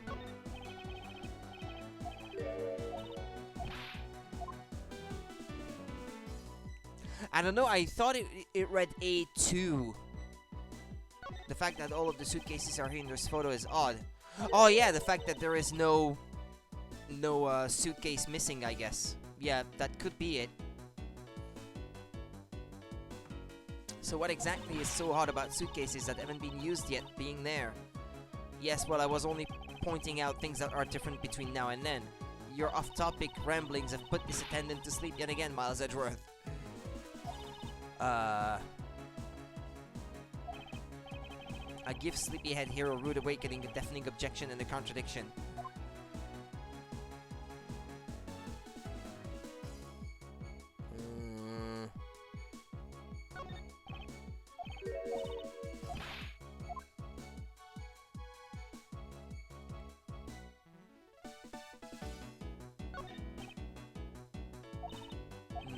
Okay, yeah, that's the same thing as before. What, the railing itself? Those boxes? What's all this? What's this? Oh, they are cargo shipped from Borginia to Zengfa. So the reason they aren't here now is that they were dropped off in Zengfa. Mr. LeBlanc, can you tell me the contents of the boxes? Unfortunately, there is no English written on them anywhere. One cluster of boxes is written in Borginian. It says, it is cloth in English. Cloth? Could it be? Is this where the killer... What? What for is that scary face? Miss Meal. Yes, it appears that Agent Hicks was no ordinary investigator. He left us with a piece of evidence after all. A striking piece that will point out who his killer is. Ah, maybe you shouldn't force your mistaken reading of a simple picture, Mr. Edgeworth. The Borginian cargo and this piece of evidence will point us straight to the killer. What, the cloth? Take that! And what is that supposed to prove? The killer used this piece of cloth to wipe up the blood they had spilled. But there was one thing that bothered me this whole time. Where did it come from? And now I have finally found my answer in this very photo. The cargo that was unloaded in Zengfa had cloth written on it. In Borginian, that is. And this is where the killer grabbed the piece from to clean up the blood with, and she was the only one who speaks Borginian. That's right, the killer was someone who could read and understand Borginian, and the only crew member that fits that description is you, Miss Camille. Ha! That's pretty flimsy. The killer probably searched through all the boxes looking for something to use. When you're frantic, you don't care if the box is in English or Borginian. Sorry, but I cannot agree with your assessment of the killer's indiscriminate nature. What? There was no need for the killer to tear through boxes at random at all, and if the killer supposedly could not comprehend Borginian, well then. Logically, the killer would have opened this box first. Well, the bed sheets. I mean, it's cloth, right? Take that! It's cloth too. Hey, it says bed sheets in English right on the box, sir. Precisely, and bed sheets would be perfect for cleaning up blood, wouldn't you say? So what are you trying to say? That if I were the criminal, this box of bed sheets would have been what I would have spotted first.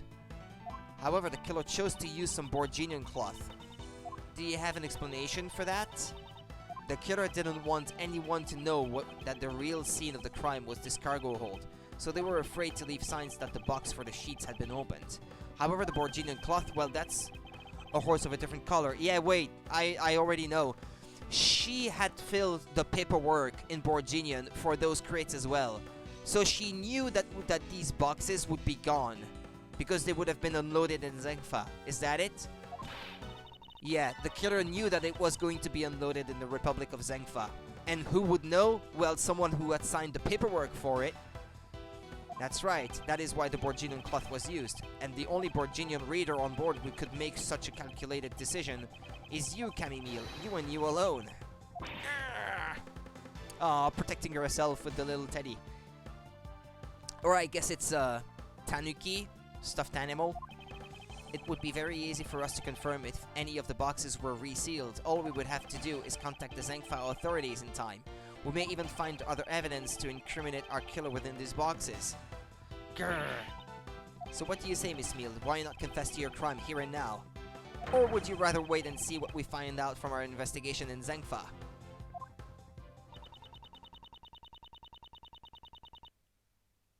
Oh, lots of bubbles.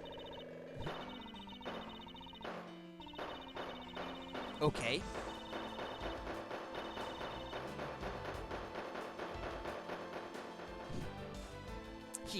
He was Interpol. I couldn't stop it. I brought him here. He started taking pictures. I couldn't be found out. I was scared. I was in trouble.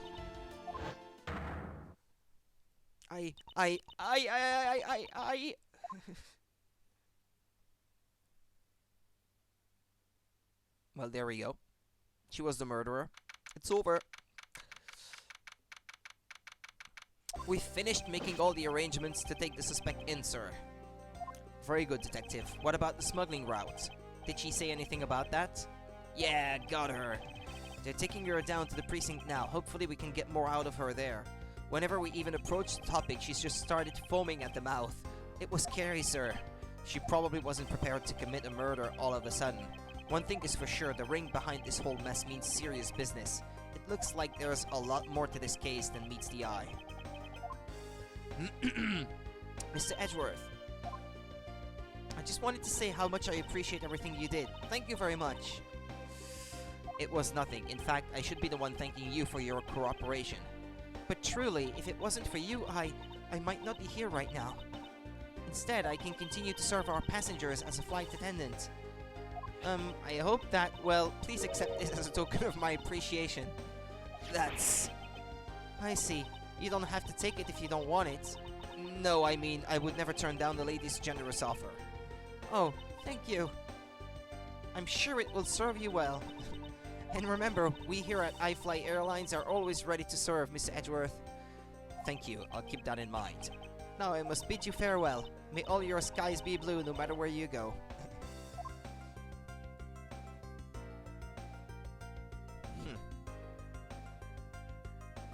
Can't believe we wound up investigating the whole day, sir, but boy was it fun.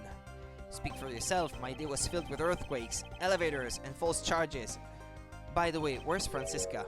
Oh, she's filling out some customs paperwork for her departure. Departure? Yes, Miss Von Karma is always really busy, sir. She's been flying from country to country to chase down some leads regarding her case. Detective, can you cancel the car I had you reserve earlier? You got it, sir. What, he's gonna go abroad? Hope Springs Airport, Francisca. I thought I told you when you first landed, I have no time for idle chatter. I have no intention of wasting your time, however, it has been a while since we last met. I also have no time for such familiar reminiscences. Just who do you think I am? You are Francisca Von Karma, a very proud prosecutor deserving of much respect. Until only a little while ago, I was but a wretched mutt who was always losing to you, a dancing Pierrot living her life on the name and fame of... her invincible father built. Okay. True, your father, Manfred von Karma, didn't lose a single case for 40 years as a prosecutor. However, I wouldn't say he was invincible. What are you talking about? The group I'm on the trail of is a little more troublesome than most. The smuggling route we found this time is only one sliver of the big picture. Sounds like a dangerous assignment. You really don't have to worry, I can take care of myself. Have there been some cases where you lose to Edgeworth or Francisca? I think there was a flashback one where you control Mia Fey, and which was the first case, I think. Yeah, I think it was the first case where Miles Edgeworth was the prosecutor, and you were playing as Mia, and Mia loses that one, I think, if I recall correctly. I think there was one like that, yeah. A flashback case in a previous game. Plus, there is another agent on this case with me. Oh, another agent. He's a star among Interpol agents and has the highest successful arrest rate. Who knows, you may even run into him one day. I was simply caught up in this one case. I hardly see why we would cross paths. I suppose, but I doubt he would say the same. I'm not following you. You'll understand soon enough. The flight has only just begun, Miles Edgeworth. I'll be back in this country soon enough. And when I am, you can be sure I'll pay you back in full. Normally, you're supposed to win, yeah. Unless there was one case, I think... Who was it against that case now? I can't remember who was the prosecutor in that one. There was one where your client is actually guilty, and he's really a bad guy. And so you kind of have to prove that he's guilty in the end. That was in the second game, I think, if I remember this correctly. Thank goodness I can finally rest easy knowing I won't have to watch out for a whip. Detective Gumshoe, I want to thank you for all your help and cooperation. Oh, it was nothing, sir. I was just happy to be able to work with you again. Ho ho. I think I'm gonna celebrate by adding a little extra salt to my instant noodles tonight. Just how much did you cut his salary by, Francisca? Detective, I was wondering if you might give me a ride down to the prosecutor's office. Sure thing, sir. I'll even fly down the road in the patrol car if you want. Don't make me remind you, Detective. Safety first. Thus, I solved the first case upon my arrival home. Francisca Von Karma, the smuggling route she was after. The leaders of that ring had already put their trump card into play. And the players on the other side of this war, they would begin to make themselves known through the next incident. Edgeworth speaking. Ah, finally! I called who knows how many times earlier, but I couldn't get through. And you are? Ah, have you forgotten my voice, Miles, my boy? Mr. Armano? Ernest Armano, correct? Ah, so you do remember me. I know it's rather sudden, but I can't ask this of anyone else. There's been an incident, Miles. My son has been kidnapped. That's gonna be for the next case, I guess. Yeah, that's gonna be for the next case. And I'm gonna play that one tomorrow. It's a good spot to be ending to today's stream. The kidnapped turnabout. Okay, let's save. And stop here for tonight then. Thanks for watching. I will be off then, and I will be back tomorrow with the third case. I probably won't be able to stream the whole case tomorrow because I expect that, like in the other games, the cases start to get longer with this one. But, well, we're gonna be playing through a good chunk of that one tomorrow. See ya, guys, and take care. See ya, Panda. Yeah, thanks. See ya.